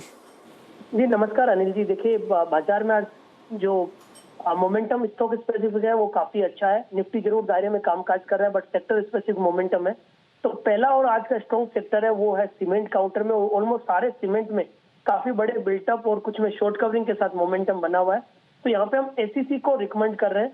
अल्ट्राटेक सीमेंट भी अच्छा लग रहा है, बट अब ACC में हमारा मानना है कि मोमेंटम ज्यादा रहेगा और ऑप्शंस में लिक्विडिटी भी है। तो ACC पे यहाँ पे हम खरीदारी की सलाह करेंगे। ACC जिस हिसाब से प्राइस स्ट्रक्चर है, लग रहा है 1315 1320 तक जाना चाहिए। इसके लिए इसका जो एट द मनी के आसपास का कॉल है 1280, उसको लेने की सलाह रहेगी। 13 रुपए के आसपास ये 1280 का कॉल चल रहा है ACC का। 7 रुपए का स्टॉप लॉस लगाइए और हमारा मानना है कि ये कॉल 25 रुपए तक जाना चाहिए। और जो दूसरा ट्रेड रहेगा 1280, एक मिनट चंदन जी, 1270-72 के आसपास चल रहा है। 1280 का कॉल ऑप्शन खरीदिए 13 रुपए के आसपास, 13 रुपीज के आसपास, 7 रुपीज, 7 रुपए स्टॉप लॉस, 25 रुपीज, 25 रुपए टारगेट। ये खरीदारी करने के लिए चंदन जी के एसीसी में। चंदन जी दूसरा कौन सा है? दूसरा ट्रेड यहाँ पे एमजीएल पे रहेगा। देखिए काफी दिनों के कंसोलिडेशन के बाद में आईजीएल एमजीएल में मोमेंटम आया और एमजीएल का आज का जो वॉल्यूम है पिछले काफी दिनों का हाईएस्ट वॉल्यूम है और आज यहाँ पे 9-10% ओपन इंटरेस्ट हुआ है। तो 920 का कॉल एट द मनी के आसपास का कॉल हुआ, उसको हम खरीदारी की सलाह रहे हैं। ये कॉल 15 रुपए के आसपास चल रहा है। 920 का एमजीएल का कॉल, 8 रुपए का स्टॉप लॉस और टारगेट यहाँ से डबल यानी 30 रुपए तक पहुंचने चाहिए। ओके, एमजीएल अभी भी रिकमेंड किया है, ये हमारे सचिन जी ने भी हमारे साथ पैनल पे बैठे हैं और चंदन जी भी रिकमेंड कर रहे हैं कि 920 रुपए वाला call option, in the money call option खरीदिए, 15 रुपए में आ जाएगा। 8 रुपए का स्टॉप लॉस लगाइए, 30 रुपए का टारगेट, 15 रुपीज कॉल ऑप्शन का बाय प्राइस है, 920 का, 8 rupees stop loss, 30 rupees target. बहुत बहुत शुक्रिया चंदन जी, ये दो बेहतरीन ऑप्शंस बताने के लिए हमारे दर्शकों को। और एक बेहतरीन BTSWT कॉल है राकेश जी और कुणाल जी के पास, चार्ट कॉर्नर।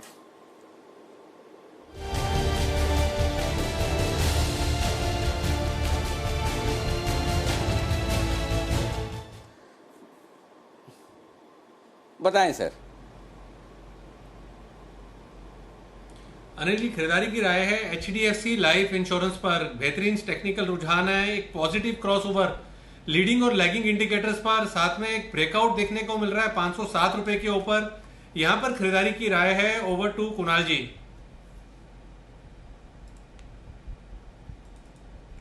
जी देखिए, क्लियर ब्रेकआउट चार्ट पर आता हुआ नजर आ रहा है। ये स्टॉक आउट परफॉर्म कर रहा है, काफी समय से दायरे में है, आज मोमेंटम बनता हुआ दिख रहा है। तो HDFC लाइफ को मौजूदा स्तरों पर बाय करें। यहां पर 506 रुपए पर 506 पर स्टॉप लॉस रख लें। पहला टारगेट 528 रुपए का और दूसरा टारगेट 535 रुपए का होगा। तो 525, 535 के टारगेट के लिए HDFC लाइफ में खरीदारी कराएं। ओके, एक बार स्टॉप लॉस टारगेट फिर से बताएं कुणाल जी। यानी कि 506 रुपए पर 506 पर स्टॉप लॉस रखें। पहला टारगेट 528 रुपए का और दूसरा टारगेट 535 रुपए का होगा। ओके, 528, 535 दो टारगेट आपके लिए खरीदारी करने के लिए आज से HDFC लाइफ में। 506, 506 के स्टॉप लॉस से आप कर सकते हैं तेजी। आज 14% ओपन इंटरेस्ट, क्या बात है, गजब, जबरदस्त ओपन इंटरेस्ट बनकर आया है। तो ये एक बेहतरीन आपके लिए स्टॉक का खरीदारी करने के लिए आज से एक और कुणाल जी और राकेश जी ने चुना है। आइए, जो ओपन इंटरेस्ट जिन शेयरों में आज बढ़कर आया है थोड़ा उन पर नज़र डालते हैं।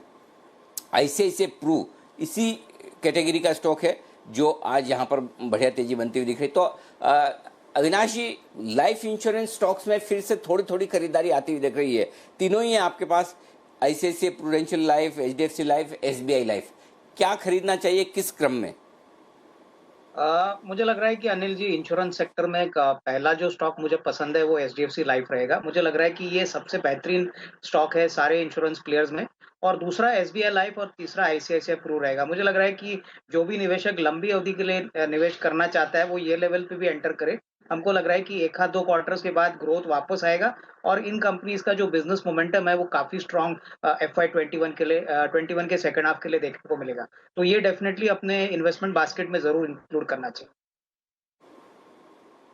ओके, ये है आपके लिए राय इस वक्त खरीदारी करने के लिए। से सुमित जी तैयार है मजबूती के बाजार में सैटेलाइट के साथ।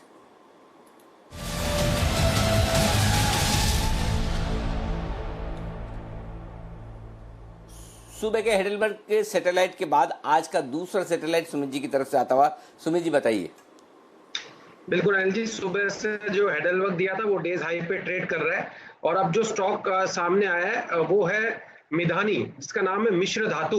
197 के आसपास स्टॉक ट्रेड कर रहा है। स्टॉक के अंदर स्ट्रॉन्ग कैंडल फॉर्म हुई है, कल का हाई ब्रेक हुआ है वॉल्यूम्स देखने को मिल रहा है, ये स्टॉक के अंदर यहाँ से स्पर्ट देखने को मिलना चाहिए।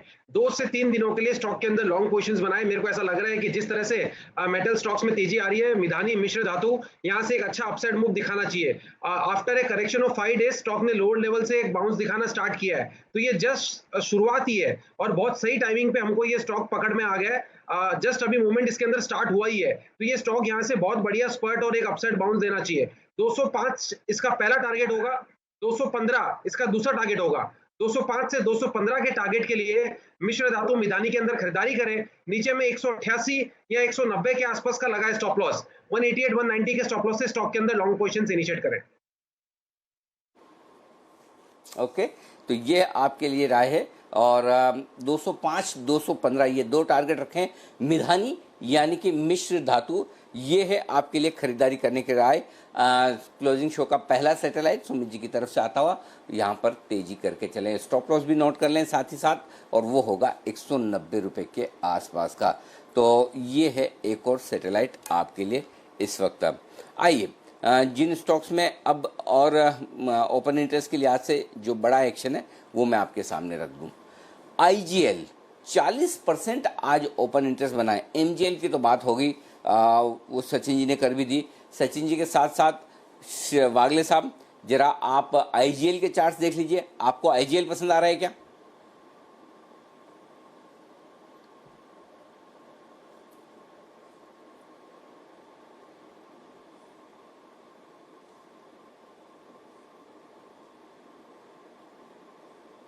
वागले साहब IGL के चार्ट्स देखकर बताइए सर।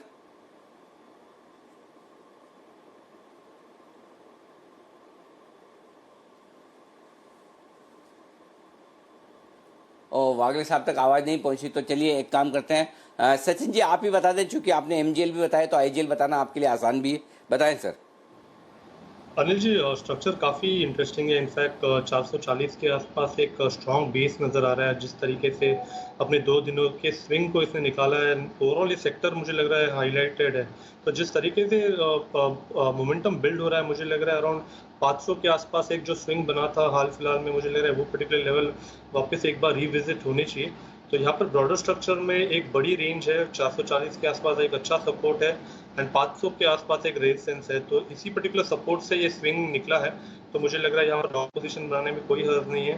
445 स्टॉप लॉस के साथ लॉन्ग रखने चाहिए एंड 500 एक रिव्यू जोन होगा स्टॉक के लिए। ओके, तो ये है आपके लिए IGL पर आए। थोड़ी देर में आपको कुणाल जी और राकेश जी देंगे पिक ऑफ द डे। जी हाँ, कल का स्टॉक आज ही आपको मिलता हुआ दिखेगा। कल का पिक ऑफ द डे आज ही बताएंगे, थोड़ी देर में वो दें। उससे पहले मैं आपको बता दूं कि बाजार एकदम मजबूती के साथ ऊपर आने की कोशिश कर रहे हैं। तो अच्छी बात यह कि जहां से हमने खरीदारी करने की राय दी थी वहां से थोड़ी रिकवरी आती हुई दिख रही है।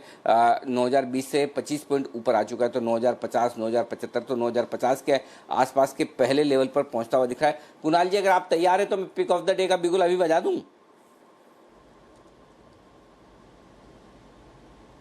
बिल्कुल अनिल जी, मैं और राकेश जी पूरी तरह तैयार हैं। तो बिल्कुल, तो पहले से पूरी तरह से तैयार है। सुबह भी बजता है और दोपहर के बाद सिर्फ आपके लिए स्पेशल बजता है। पिक ऑफ द डे कल का आज ही।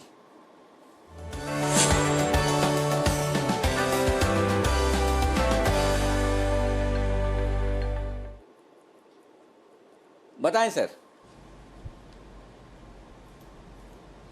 अनिल जी, खरीदारी की राय है आयशर मोटर पर, जिस पर भी थोड़ी देर पहले आपने चर्चा भी करी थी। बड़े चार्ज पर एक बड़ा रिवर्सल आ रहा है। ऑटो स्टॉक्स में अभी तक सबसे कम रैली आयशर ने दिखाई थी, और अब आयशर का जिस तरीके से पॉजिटिव क्रॉसओवर आया है, जिस तरीके की बड़ी रैली हमने हीरो मोटरकॉर्प, मारुति, बजाज ऑटो में आती हुई देखी थी, उससे बड़ी रैली आयशर में बन सकती है। बड़े चार्ज पर एक बड़ा ब्रेकआउट है। ओपन इंटरेस्ट में देखें तो करंट सीरीज में 12% और अगली सीरीज में जून सीरीज में 135% का इजाफा है। परफेक्ट कैंडिडेट है खरीदारी का। Over to Kunal ji.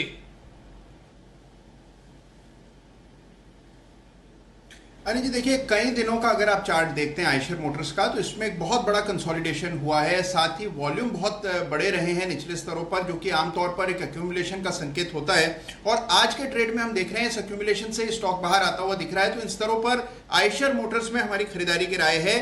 Pick of the day में 14,400 पर 400 रुपए नीचे एक स्टॉप लॉस रखें। 14,400 का स्टॉप लॉस रहेगा। पहला टारगेट 500 का, 15,500 का फर्स्ट टारगेट और 16,000 का दूसरा टारगेट। तो 15,500 और 16,000 के टारगेट के लिए आयशर मोटर्स में खरीदारी की राय। क्या बात है, बड़े बड़े टारगेट है, 15,500, 16,000, ये दो टारगेट के लिए करनी है खरीदारी आपको आयशर मोटर्स में। 14,800 के आसपास एंट्री कर लीजिए, 14,400 का स्टॉप लॉस। बंसल जी, लेकिन इसमें एक बात पूछनी थी मेरे को आपको।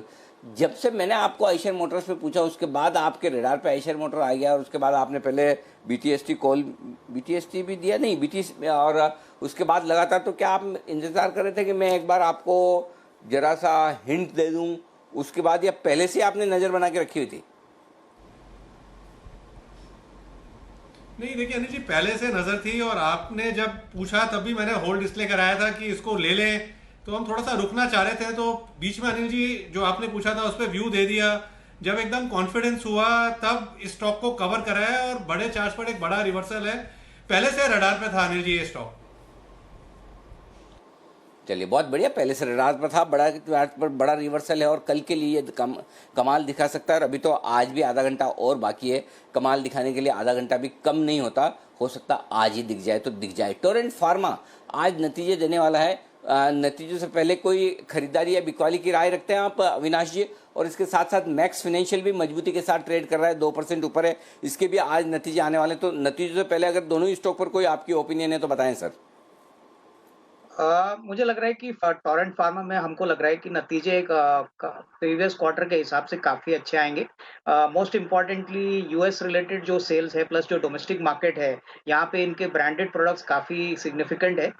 मैनेजमेंट की क्या कमेंट्री आती है स्पेशली मार्जिन्स पे और यूएस मार्केट्स पे, वो काफी इंपॉर्टेंट रहेगा। रही बात मैक्स फाइनेंशियल पे, तो हमको लग रहा है कि नतीजे थोड़े से कमजोर आने की उम्मीद है, और होपफुली मैनेजमेंट की क्या कमेंट्री रहेगी आने वाले 1-2 क्वार्टर्स के लिए, क्योंकि लॉकडाउन से डेफिनेटली जो बाकी सारी कंपनियां हैं इंश्योरेंस स्पेस में, उन्होंने भी कहा है कि 1-2 क्वार्टर्स थोड़ी सी दिक्कतें कलेक्शंस के लिए रहेंगी। तो मैक्स फाइनेंशियल होल्ड करें, लेकिन टोरेंट फार्मा में जो इन्वेस्टमेंट पॉइंट ऑफ व्यू से खरीदना चाहते हैं, मुझे लग रहा है साल भर का नजरिया के लिए काफी अच्छा रिस्क रिवॉर्ड बन सकता है। ओके, तो साल भर के लिहाज से बढ़िया है यहाँ पर खरीदारी करना। ये आपके लिए इस वक्त टोरेंट फार्मा पर खबर है, पर ओपिनियन है। आज रिजल्ट आने वाले हैं टोरेंट फार्मा के, और आज ये रिजल्ट आने वाले हैं मैक्स फाइनेंशियल के भी। मैक्स फाइनेंशियल, बंसल जी आप तो इसके चार्ट देखते रहते हैं, याद भी होंगे, नतीजों के पहले आप खरीदेंगे? अनिल जी, चार्ट्स पर एक रिवर्सल बन रहा है, शॉर्ट्स खत्म हुए हैं, बट अनिल जी मैं नहीं खरीदूंगा, मैं थोड़ा सा वेट करना चाहूंगा। 448 के ऊपर निकलेगा तब यहां पर खरीदारी की राय होगी। और इसके साथ साथ अनिल जी एक चीज पर नजर रखनी चाहिए, यूएस मार्केट के फ्यूचर्स पर, जैसे अभी दीपांशु ने 2-3 बार हाईलाइट किया था, इतने ऊपर चल रहे हैं। अगर आज Anil ji Dow Jones industrial average में 24,800 के ऊपर की वहां पे क्लोजिंग आती है, तो वहां पर डाउ जोन्स के अंदर एक बड़ा रिवर्सल होगा, और तीनों जो यूएस बेंचमार्क के इंडेक्सेस है वहां पर एक रिवर्सल देखने को मिलेगा। और अगर 24,800 के ऊपर की क्लोजिंग आती है, तो यूएस मार्केट्स में एटलीस्ट अगले 2-3 दिन एक ऊपर की रैली देखने को मिलेगी। तो हो सकता है कि वहां की रैली भारतीय बाजारों में भी रैली बनाए। तो यहां पर जिनकी भी शॉर्ट पोजीशंस हैं भारतीय बाजारों में, उनको थोड़ा सा कॉशियस होना चाहिए। अब यही तो चक्कर है ना, डाउ देख के तो बेचा नहीं जाता है, डाउ फ्यूचर्स देख के 550 ऊपर है, और अपनी स्क्रीन देख के खरीदा नहीं जाता है। तो इस दुविधा में करें क्या कुणाल जी, जरा इस दुविधा को दूर करो, मतलब क्या करना है फिर?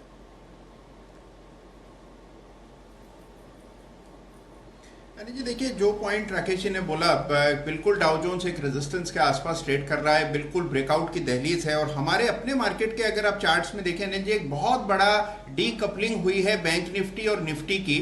अगर आप निफ्टी का चार्ट देखते हैं तो काफी इंस्पायरिंग लगता है कि वापस से कुछ तेजी बनेगी।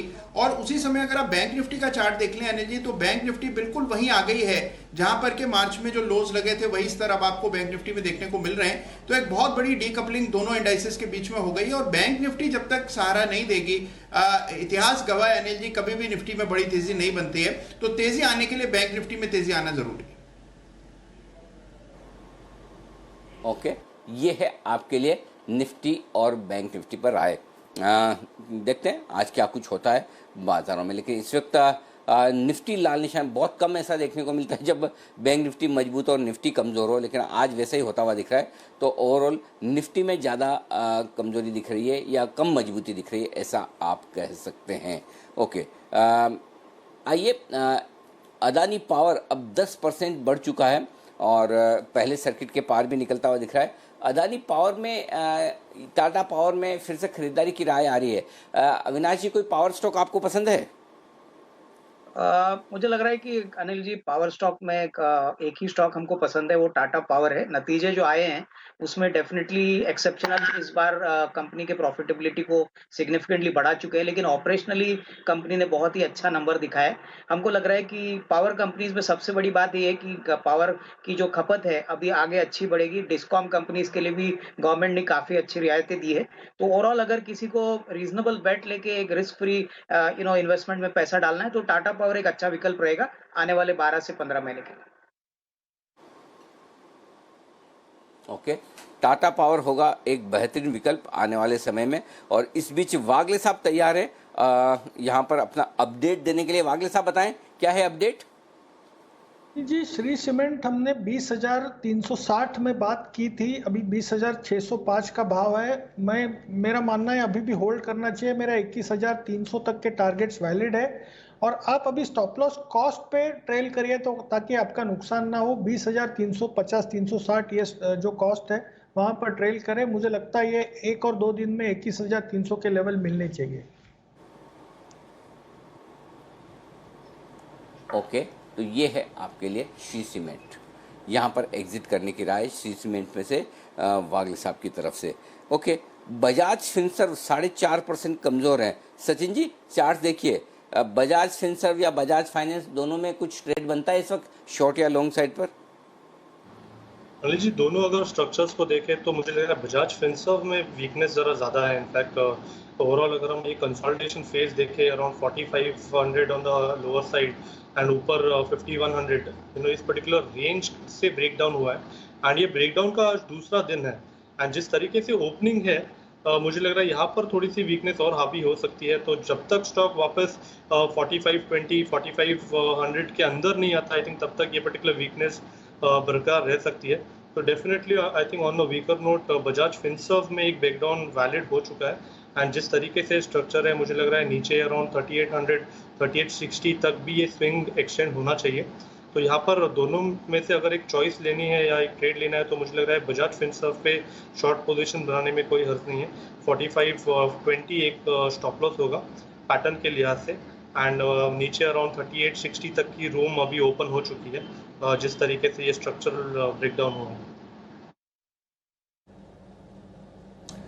बिल्कुल ब्रेकडाउन हुआ है। अगर आप चाहें तो फ्रेश शॉर्ट पोजीशंस भी आप बना सकते हैं। जहां तक बजाज फिनसर्व का सवाल है, सॉरी, प्राज इंडस्ट्रीज के नतीजे आए हैं, एक बार वहां पर भी आप नजर डाल लीजिए। मुनाफा 25 करोड़ से थोड़ा कम आया है इस समय, वो आपके लिए फ्लैश हो रहे हैं स्क्रीन पर। स्टॉक में अगर आप देखें तो एक सडन रिएक्शन आया है जहां पर स्टॉक में गिरावट हुई और उसके बाद रिकवरी की भी कोशिश कर रहा है जहां तक प्राज इंडस्ट्रीज का सवाल है।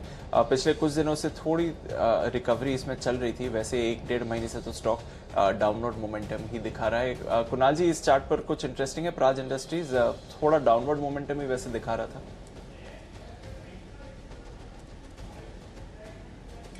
देखिए दीपांशु, हर 25 पैसे के गैप पर एक रेजिस्टेंस दिख रही है चार्ट पर, तो किसी तरह की कोई ट्रेडिंग की राय मेरी नहीं है। आप रिजल्ट्स के चलते कोई खरीदारी या बिकवाली का ट्रेड नहीं बनता है। जिनके पास पोजीशन है उन्हें एक स्टॉप लॉस जरूर रखना चाहिए। 54 रुपये 25 पैसे का स्टॉप लॉस रख लें अगर आपके पास एग्जिस्टिंग लॉन्ग है और उछाल में निकलने का प्रयास करें। कोई बहुत बड़ा रनअवे मूव आएगा इसकी संभावना मुझे कम दिखती है। बिल्कुल ठीक है, तो ये तो रहे प्राज इंडस्ट्रीज के नतीजे। चलिए, एक स्पेस जो आज सुबह से, बल्कि कह सकते हैं कि कुछ हफ्तों से भरपूर एक्शन में है और आज अमंग्स द टॉप गेनर्स है, वो है पूरा का पूरा सीमेंट बास्केट। आज सुबह अनिल जी ने भी जब हम ट्रेड सेटअप की बात कर रहे थे तो बताया था कि आज सीमेंट स्टॉक्स में आपको भरपूर एक्शन देखने को मिलेगा और बिल्कुल वैसा ही हुआ। क्या है वजह इस तेजी के वजह से? क्या है कुछ अहम ट्रिगर सीमेंट स्टॉक्स के लिए जिन पर आपको नजर रखनी चाहिए? रिसर्च तैयार करी है मानसी ने। बताएं मानसी, क्यों चल रहे हैं सीमेंट स्टॉक्स? जी बिल्कुल दीपांशु, देखिए अप्रैल के महीने से ही हम देख रहे हैं कि धीरे धीरे सीमेंट सेक्टर्स में एक पिकअप डिमांड देखने को मिल रही है। उसके ठीक बाद हम देख रहे हैं कि तमाम सीमेंट से जुड़े जो स्टॉक्स हैं कम से कम 10% और ज्यादा से ज्यादा 32% तक का रिटर्न ये अप्रैल से लेकर अब तक दे चुके हैं। सबसे बड़ी वजह अगर इनकी बात करें तो लॉकडाउन के दौरान भी हमने देखा था कि जब रिलैक्सेशन मिलना शुरू हुए उसके ठीक बाद कंस्ट्रक्शन का कामकाज शुरू हुआ, जिसका एक बूस्ट सीमेंट सेक्टर को जरूर मिलता हुआ दिखा। लेकिन फिलहाल जो ताजा खबरें आ रही है उसके हिसाब से रूरल डिमांड यानी कि ग्रामीण क्षेत्रों से डिमांड काफी हद तक बढ़ती हुई दिख रही है। इसकी वजह से यहाँ पर तेजी है। साथ ही पूर्वी और उत्तर भारत में बिक्री में एक मजबूत ट्रेंड है जिसका सहारा है रोड हाईवे कंस्ट्रक्शन में फिलहाल जारी है। और साथ ही पेट्रोल की कीमतों की अगर बात करें 17 से 20% की गिरावट देखने को मिली है। इसका ठीक फायदा जो है ये कंपनी के मार्जिन सीमेंट कंपनियों के मार्जिन को मिलता हुआ देखने को मिलता है। वैल्यूएशंस काफी आकर्षक है। घरेलू मांग में जल्द रिकवरी से फायदा होने की पूरी गुंजाइश है। इसके अलावा सीमेंट कंपनियों की अगर बात करें कुछ एक तमाम खबरें हैं जो कि काफी पॉजिटिव रही, जिसकी वजह से तमाम कंपनियों को काफी सहारा मिलता हुआ दिखा। अब अल्ट्राटेक के अधिग्रहण से काफी हद तक सहारा दिखा। सेंचुरी टेक्सटाइल का अधिग्रहण जो हुआ था उसका फायदा अल्ट्राटेक के कारोबार को मिलता दिखा।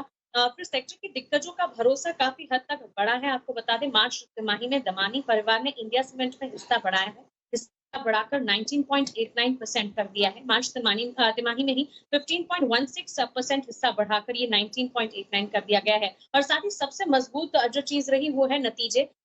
लॉकडाउन की वजह रही या कह सकते हैं स्लोडाउन के इम्पैक्ट रहे, लेकिन इसके बावजूद सीमेंट सेक्टर की जुड़ी जो कंपनियां हैं उसके नतीजे काफी अच्छे रहे। श्री सीमेंट, अंबुजा सीमेंट, जेके लक्ष्मी सीमेंट, एसीसी, श्री दिग्विजय तमाम कंपनियों ने बेहतरीन नतीजे पेश किए हैं, जिसका सीधा सहारा सेक्टर को मिल रहा है। आज सुबह ही जैसे अनिल जी ने अपना एनालिसिस किया उसके बाद हमने देखा कि एक दौड़ लगाई सीमेंट सेक्टर ने आज भी।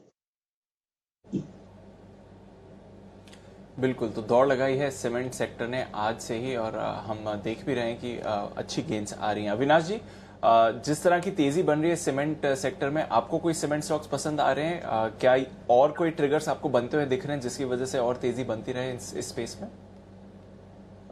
मुझे लग रहा है कि सीमेंट सेक्टर में जो फ्रंटलाइन प्लेयर्स है जैसे कि अल्ट्राटेक है, हेडलबर्ग है, मैं समझता हूँ जेके लक्ष्मी सीमेंट है, ये सारी कंपनीज में हमको लग रहा है कि वॉल्यूम ग्रोथ डेफिनेटली लॉकडाउन के कारण घट गया है, लेकिन प्राइसिंग काफी अच्छी रही है।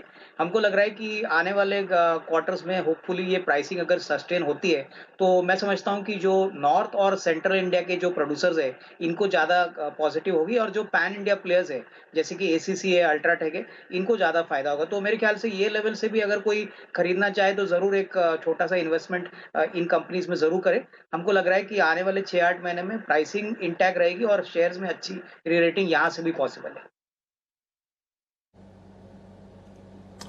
बिल्कुल, तो जो फ्रंट लाइन सीमेंट प्लेयर्स हैं स्पेशली अल्ट्राटेक, वहां पर आप नजर रखिए। आज सुबह भी अल्ट्राटेक पर बात हुई थी, किरण जी ने भी इसको रेकमेंड किया था, बाद में फिर चार्ट कॉर्नर का पिक आया, किरण जी ने दोबारा रेकमेंड किया इस स्टॉक को, और हम देख भी रहे हैं कि बाकी सीमेंट स्टॉक्स में भी आपको भरपूर एक्शन देखने को मिल रहा है।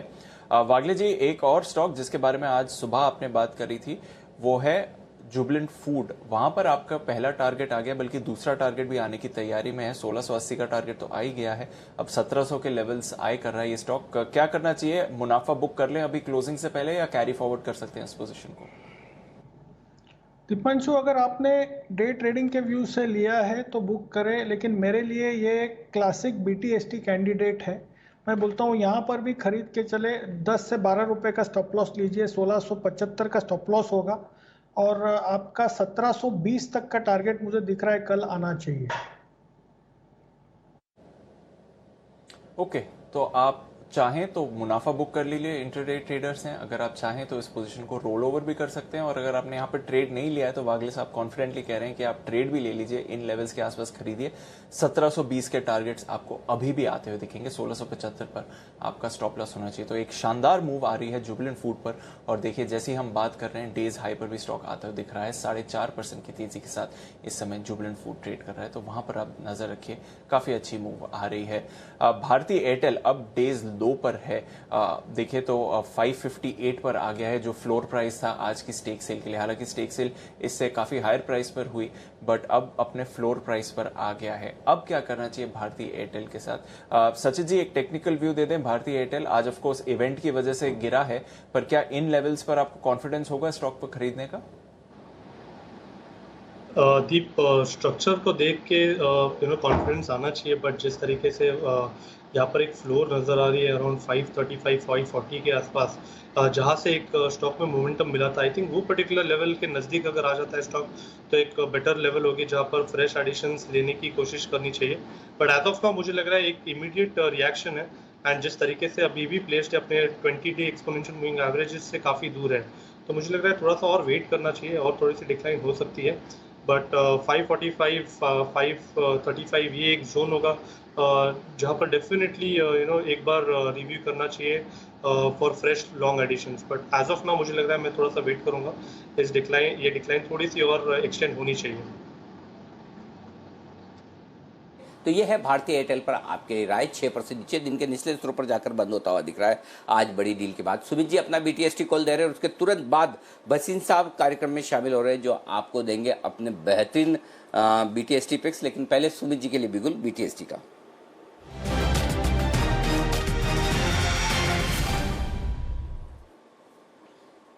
सुमित जी बताएं सर। जी सेल साइड का स्टॉक है, मंदी करने की सलाह रहेगी, बेचने की सलाह रहेगी। PEL Piramal enterprise limited, PL के अंदर ब्रेकडाउन है, 907 से 910 के आसपास ट्रेड कर रहा है स्पॉट लेवल्स के हिसाब से। इसके अंदर बेचे, स्टॉक ने कल का और परसों का लो तोड़ा है। ऐसा लगता है कि ये स्टॉक के अंदर यहाँ से अच्छा खासा फॉल देखने को मिलना चाहिए। 900 के नीचे जैसे ही जाएगा तो ये स्टॉक के अंदर गिरावट बढ़ेगी और फिर नीचे के अंदर 870 रुपए से लेके 860 रुपए तक का फॉल पिरामल एंटरप्राइज के अंदर देखने को मिल सकता है। पिछले 3-4 दिनों की तेजी के बाद आज के दिन में स्टॉक ने लास्ट 2 दिनों के कैंडल को एंगल्फ किया और लो तोड़ा है, तो ये संकेत है कि स्टॉक के अंदर यहाँ से गिरावट बढ़नी चाहिए। 870 860 ये टारगेट के लिए पिरामल एंटरप्राइज में बिकवाली करे, ऊपर में 930 के आसपास का स्टॉप लॉस लगाए, यहाँ से सेलिंग बढ़ सकती है। Okay Piramal enterprises cash levels बता रहे हैं 905 910 की रेंज में आप बेच दीजिए। ये है सुमित जी की राय पिरामल कैश में बेचने की। और 930 का स्टॉप लॉस होगा। 870 पहला टारगेट, 870 860 860 ये दूसरा टारगेट। मेरा भी फेवरेट स्टॉक है शॉर्ट साइड पर। 950 के आसपास जब भी आए 930 950 परफेक्ट जोन है जहाँ बेचते रहे। 900 तोड़ने के बाद और कमज़ोर होता है जैसा कि सुमित जी बता रहे हैं, और 860 70 850 40 तक वापस जाता है, तो ये रेंज है तो नीचे जाने को है तैयार। यहाँ पर बेच सकते हैं 13% ओपन इंटरेस्ट बढ़ता हुआ। आइए बसीन साहब हमारे साथ कार्यक्रम में शामिल हैं और उनके लिए बिगुल लेते हैं उनके BTST कॉल्स।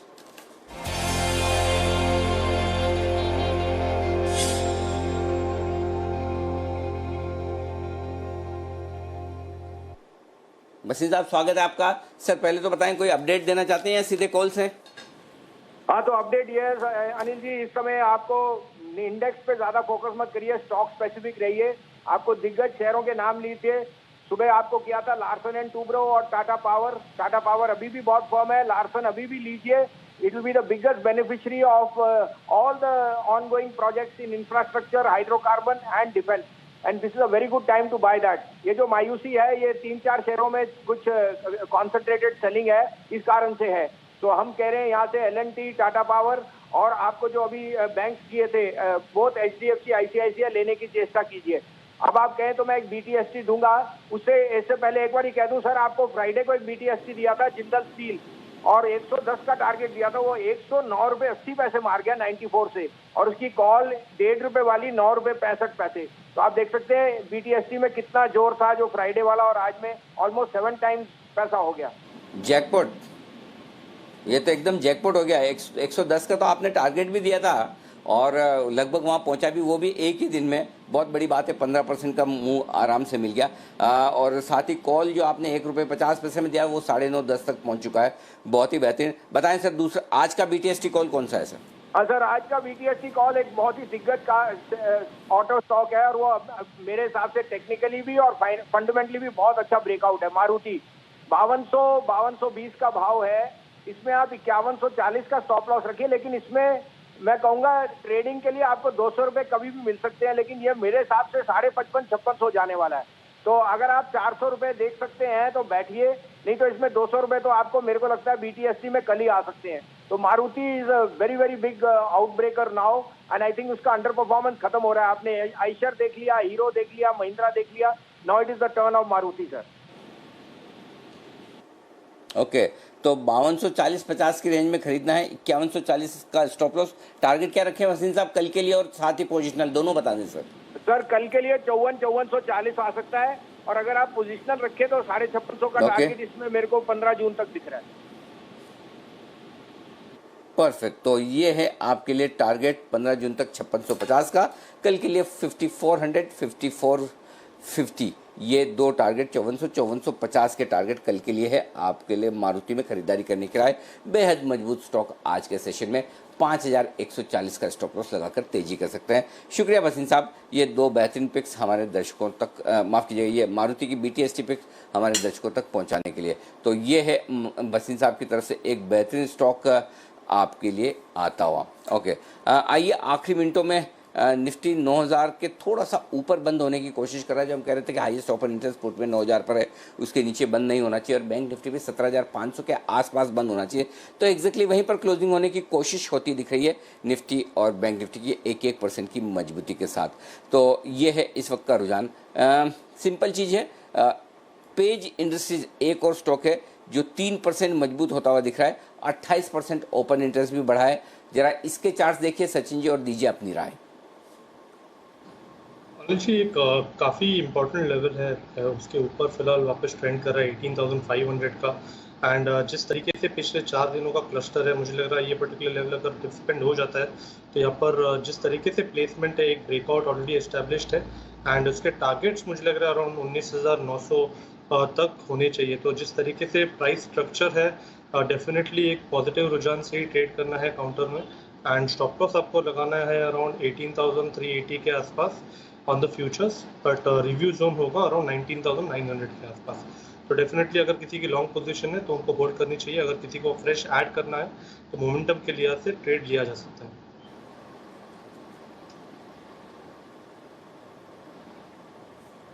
लिया जा सकता है जहां तक पेज इंडस्ट्रीज का सवाल है, पर नज़र रखिए इस स्टॉक पर, आपको अच्छी मूव्स आती हुई दिख रही हैं। और अगर मेरे को याद है तो भसीन साहब ने भी इस स्टॉक के बारे में कुछ टाइम पहले बात भी करी थी। तो कंजम्पशन बास्केट से आपको कुछ स्टॉक्स में आज अच्छा एक्शन देखने को मिल रहा है।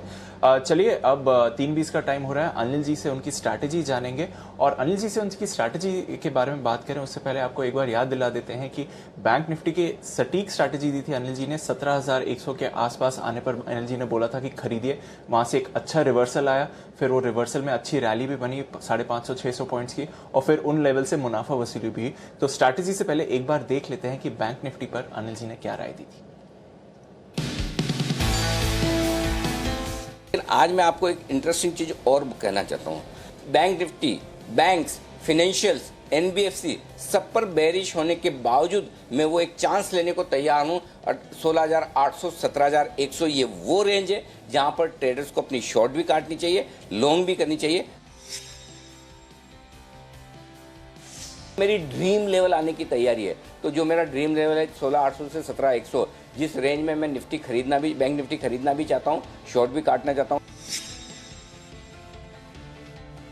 अब मैं आपको खुल्लम खुल्ला ये कह रहा हूँ कि 16,800, 17,100 वो रेंज है जहाँ मैं डेफिनेटली आपको स्ट्रॉन्ग बाय सजेस्ट करूँगा। 100% बाय रेंज है जहाँ पर पक्के तौर पर आपको शॉर्ट काट के लॉन्ग लैंड करना चाहिए। मैं एक चीज़ कहना चाहूँगा, 16,800, 17,100 ये 300 पॉइंट की रेंज बैंक निफ्टी पर आप नोट कर लीजिए। मैं आपको कल भी कह रहा था, परसों भी कह रहा था, आज फिर कह रहा हूँ कि ये रेंज ऐसी है जहाँ पर बाजार सपोर्ट लेगा। हमने लगातार ये कहा कि इस रेंज में आपको शॉर्ट काटना चाहिए। 3 दिनों से मैं कह रहा था कि हम बैंक निफ्टी पर बेरिश हैं, फाइनेंशियल पर बेरिश है, लेकिन लेने की रेंज आ रही है। और लेने की रेंज मैंने ब्लाइंडली कहा था कि 16,800, 17,100 ब्लाइंड रेंज है जहाँ पर आपको शॉर्ट भी काटना चाहिए और हल्की खरीदारी भी करनी चाहिए। शुक्रवार को आपको हमने कहा भी था क्लोजिंग वाले सेशन में कि आप सारी शॉर्ट्स काट लें। पिछले 2 दिन से हम कह रहे थे कि 16,800, 17,100 मजबूत सपोर्ट है, गोल्डन सपोर्ट है। एग्जैक्टली 17,105 का लो बैंक निफ्टी ने बनाया है शुक्रवार को, और वहीं से रिकवर हुआ है।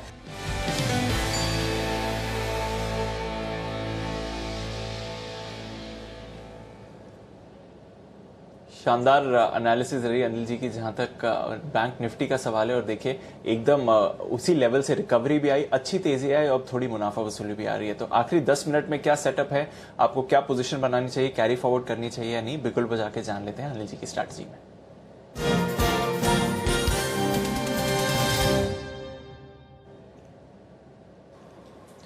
अनिल जी, ग्लोबल क्यूज तो अभी भी काफी स्ट्रांग है। डाउ फ्यूचर्स 500 अंक से ज्यादा ऊपर है, तो बिल्कुल वैसे ही है जब हमने लास्ट टाइम आपकी स्ट्रैटेजी ली थी। यूरोप के बाजार भी मजबूती है में ही है, 1.5% की तेजी वहां पर भी आ रही है। तो ग्लोबल क्यूज तो सर बिल्कुल पॉजिटिव ही है इस समय। बिल्कुल दीप, लेकिन कल भी हमने आपको यही कहा था कि जब शुक्रवार को जब बाजार दिन के निचले स्तरों के आसपास बंद हो रहे थे, आप शॉर्ट काट लीजिए। 17,100 मजबूत सपोर्ट लेवल है। आज भी मैं आपको यही कहूँगा कि शॉर्ट काट लीजिए। 9,000 के आसपास 9,025-30 पर बैंक निफ्टी इस वक्त ट्रेड कर रहा है। यहाँ पर आपको अपनी शॉर्ट पोजीशन काट लेनी चाहिए। बैंक निफ्टी में भी अगर आपकी शॉर्ट पोजीशन, तो आज के लिए शॉर्ट पोजीशन काट लें। बाकी आप कल देखेंगे कि ऊपर के लेवल पर अगर खुलता है, क्योंकि आज डाउ फ्यूचर्स अगर 500-550 पॉइंट ऊपर है तो शॉर्ट करके जाने में समझदारी नहीं है। सिंपल चीज़ है, अगर आप ख़रीदारी करना चाहें तो एक काम कर सकते हैं, 9,050 का निफ्टी का कॉल ऑप्शन आप खरीद सकते हैं, 9,050 का। और 9,050 का कॉल ऑप्शन कितने में मिल रहा है वो मैं एक बार चेक कर लेता हूँ। 9,050 का कॉल ऑप्शन आप खरीद सकते हैं निफ्टी का कल के लिए, ताकि आपकी रिस्क बिल्कुल लिमिटेड रहे। ये एक कर सकते हैं अगर जो खरीदना चाहें। हाँ, 9,032 चला है तो बहुत ज़्यादा प्रीमियम नहीं, कल परसों एक्सपायरी। हाँ, तो परसों एक्सपायरी वाला कॉल ऑप्शन आप 9,050 का खरीद सकते हैं। और जो ट्रेडर्स बैंक निफ्टी का खरीदना चाहते हैं वो 17,500 का खरीद सकते हैं। तो 17,500 का जो खरीदेंगे उनको 18,000 का एक कॉल ऑप्शन बेचना चाहिए। तो मैं 9,050 का खरीदने की राय दूंगा। ये 75 रुपये के आसपास चल रहा है। इसमें आप 50 रुपये का कॉस्ट स्टॉप लॉस रखिएगा, और टारगेट इसका आपका 125 से 150 रुपये तक का बनेगा कल के लिए। तो यानी कि आपकी रिस्क 25 रुपये की रहेगी, इससे ज़्यादा नहीं। और 17,500 का कॉल ऑप्शन आपको लेना है बैंक निफ्टी का, वो मैं आपको बता दूं। साथ ही 18,000 का बेचना है ताकि आपकी पोजीशन कवर्ड हो जाए। 17,500 at the money call option है। अगर सचिन जी जरा आप मेरी मदद कर सकें, 17,500 का कॉल ऑप्शन और 18,000 का कॉल ऑप्शन, इन दोनों की प्राइस मुझे बता दें। 17,500 का कॉल ऑप्शन मिल रहा है 250 रुपये में, और 18,000 का बेचना है। 18,000 का कितने में बिकेगा वो भी मैं एक बार देख लूं, ताकि नेट कॉस्ट एक आइडिया लग जाए कि कितने में होगा। ये बताएं जरा अनिल जी। 18,500 का कॉल ऑप्शन 250 रुपये में, 18,000 का 90 रुपये में, ठीक है ना। हाँ, ये आ गया। तो टोटल मिलाकर आपके 160 रुपये में आपकी पोजीशन बन गई। और 18,000 तक अगर बैंक निफ्टी ऊपर आता है तो आपको मुनाफा हो जाएगा। तो ये बैंक निफ्टी में आप ये कर सकते हैं, 17,500 का कॉल ऑप्शन खरीदें, सामने 18,000 का बेचें, ताकि आपके 160 रुपये के, और इसमें स्टॉप लॉस आप 100 रुपये का रख लें, ताकि आपकी कॉस्ट खाली 60 रुपये की आए, इससे ज़्यादा ना आए। और 17,750, 850, 950 ये प्राइस आने पर प्रॉफिट बुक करेंगे हम, जो भी कैश लेवल्स मिलेंगे। तो ये राय है दीप आपके लिए खरीदारी करने के लिए आज से। ओके, तो ये है राय जहां तक सवाल है इस समय निफ्टी बैंक निफ्टी का। शॉर्ट्स काट लीजिए, अनिल जी बहुत क्लियरली आपको बोल रहे हैं। और अगर आप चाहें तो 9,050 9050 का कॉल खरीद लीजिए निफ्टी का, और एक स्प्रेड के जरिए आप बैंक निफ्टी पर भी ट्रेड कर सकते हैं। 17,500 का कॉल खरीदिए, 18,000 का कॉल बेचिए। ये आ रही है अनिल जी की तरफ से सलाह। तो बैंक निफ्टी के रिबाउंड को अनिल जी ने एकदम सटीक तरीके से पकड़ा, और अब आपको बोल भी रहे हैं कि कोई शॉर्ट मत कैरी करिए, बल्कि आप कॉल्स के जरिए खरीद भी कर सकते हैं जहां तक इंडेक्स का सवाल है। तो चलिए, ये तो रही मार्केट्स पर राय। बजाज फिनसर्व, जिसके बारे में सचिन जी अभी बात कर रहे थे, डेज लो पर आ रहा है, वहां पर परेशानी बढ़ रही है। भारतीय एयरटेल डेज लो पर आ रहा है। जुबलेंट फूड, जिसके बारे में अभी वागले साहब से बात करी थी, उन्होंने कहा कि फ्रेश पोजीशन भी ले लीजिए। उस कॉल के बाद एक स्पाइक भी आया जुबलेंट फूड में, फिर वहां उस स्पाइक से थोड़ी मुनाफा वसूली भी हुई, बट बढ़िया एक्शन आपको उस स्टॉक में भी आते हुए दिख रहा है, तो वहां पर भी आप नजर रखिए। आज स्ट्रॉन्ग परफॉर्मेंस आई है जहां तक इन सारे स्टॉक्स का सवाल है। मदरसन भी डेज हाई पर क्लोज कर रहा है, MGL IGL भी डेज हाई पर क्लोज करते दिख रहे हैं। सारे के सारे सीमेंट स्टॉक्स आज चले हैं। M&M फाइनेंस जिसके बारे में सुबह बात करी थी, वहां पर भी आपने बढ़िया एक्शन देखा। और अभी मारुति की जो बात करके गए हैं भसीन साहब, वहां पे भी बढ़िया एक्शन आते हुए दिख रहा है। टोरेंट पावर यहाँ पर एक स्पाइक आया था। HDFC लाइफ में भी अच्छी मूव्स आती हुई दिखी हैं। अपोलो हॉस्पिटल्स भी आज पूरा दिन एक्टिव रहा है। एक और स्टॉक जहां पर आपने बढ़िया एक्शन देखा है, टाटा केमिकल्स, ये भी डेज हाई की तरफ क्लोजिंग दिखा रहा है। कुणाल जी, इससे पहले मैं क्लोजिंग में जाऊं, टाटा केमिकल्स पर कोई कॉल 300 के लेवल पर आ गया है, डेज हाई के आसपास क्लोज होता हुआ दिख रहा है। देखिए दीपांशु, एक बहुत अच्छा ब्रेकआउट गैप के साथ आज यहाँ पर होता हुआ नजर आ रहा है। केवल एक रेजिस्टेंस है जो कि 300 रुपए के आसपास है और बिल्कुल 300 रुपए के करीब ही बंदी आ रही है। तो अगर देखिए कल शुरुआती ट्रेड में 300 के ऊपर ये ट्रेड करने लगे तो टाटा केमिकल्स में बाय करना चाहिए। मेरा टारगेट 315 रुपए का है, तो 300 के ऊपर खरीदारी की राय रही। टाटा केमिकल्स 300 के ऊपर खरीदारी की राय आ रही है। चलिए देख लेते हैं कि आज का एक्शन कैसे रहा। एक अच्छी गैप अप स्टार्ट के बाद बाजार उसको सस्टेन नहीं कर पाए और आपने प्रेशर बनते हुए देखा, बल्कि 9000 के नीचे भी गया निफ्टी, पर अब 9000 के ऊपर की क्लोजिंग देने के लिए तैयार है। एकदम सपाट क्लोजिंग हो रही है जहां तक निफ्टी का सवाल है। आज बैंक्स ने ज्यादा स्ट्रेंथ दिखाई, थोड़ी वॉलिटिलिटी भी हाई थी बैंक्स के लिए, पर फिर भी 17,500 के लेवल्स पर क्लोजिंग के लिए तैयार है बैंक निफ्टी। तो एकदम जो लेवल्स दिए थे बैंक निफ्टी के लिए 17,500 इंपॉर्टेंट है, 9000 इंपॉर्टेंट है निफ्टी के लिए अनिल जी ने, वो दोनों लेवल्स आपको होल्ड होते हुए दिख रहे हैं क्लोजिंग के लिए। मेटल स्टॉक्स के लिए बढ़िया दिन था। Earnings reaction JSW steel, JSPL, इन दोनों का ही बढ़िया रहा। स्टॉक स्प्लिट की बात होने वाली है आइशर की 12 जून को, उससे पहले देखिए स्टॉक में शानदार तेजी, 6% की तेजी। टाइटन में एक अच्छा रिबाउंड आया, वहां पर जबरदस्त एक्शन था। सारे के सारे सीमेंट स्टॉक्स में बढ़िया एक्शन था, सबसे आगे रहा अल्ट्राटेक। इंडसइंड बैंक में भी अच्छा एक्शन रहा। वहीं ITC 2 दिन के कंसोलिडेशन के बाद एक और ब्रेकआउट मूव आते हुए दिखा आपको। इसके अलावा मारुति सुजुकी की अच्छी चाल रही, टाटा स्टील में खरीदारी देखने को मिली। HDFC और HDFC बैंक दोनों के लिए काफी वॉलेटाइल दिन रहा, पर पॉजिटिव क्लोज दे रहा है आपको HDFC बैंक 2.5% की तेजी के साथ। L&T भसीन साहब ने इसको खरीदारी के लिए कहा है, 1.5% की तेजी के साथ ये भी बंद हो रहा है। बाजार की ब्रेथ भी अच्छी रही। एंड में आप देखिए तो 36 निफ्टी स्टॉक्स पॉजिटिव क्लोज हो रहे हैं, 14 निफ्टी स्टॉक्स में प्रेशर।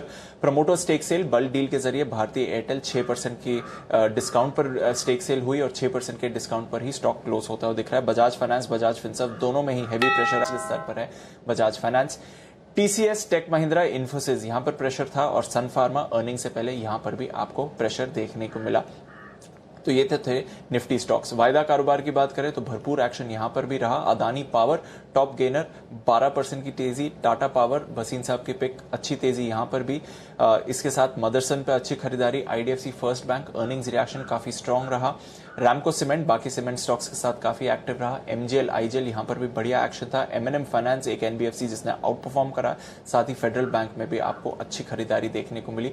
वहीं दूसरी तरफ देखिए इंटरग्लोब एविएशन, यहां पर काफी ज्यादा प्रेशर था। Cadila health care, Piramal enterprises, Colgate, Cipla, Info Edge, Bosch, Vedanta, UPL और ऑरो फार्मा में आपको प्रेशर देखने को मिला। तो Anil ji, exactly provisional closing है, बट एग्जैक्टली 17,500 पर क्लोजिंग हुई है बैंक निफ्टी की और एकदम फ्लैट क्लोजिंग के साथ 9,040 के ऊपर सर निफ्टी क्लोज होता हुआ दिख रहा है।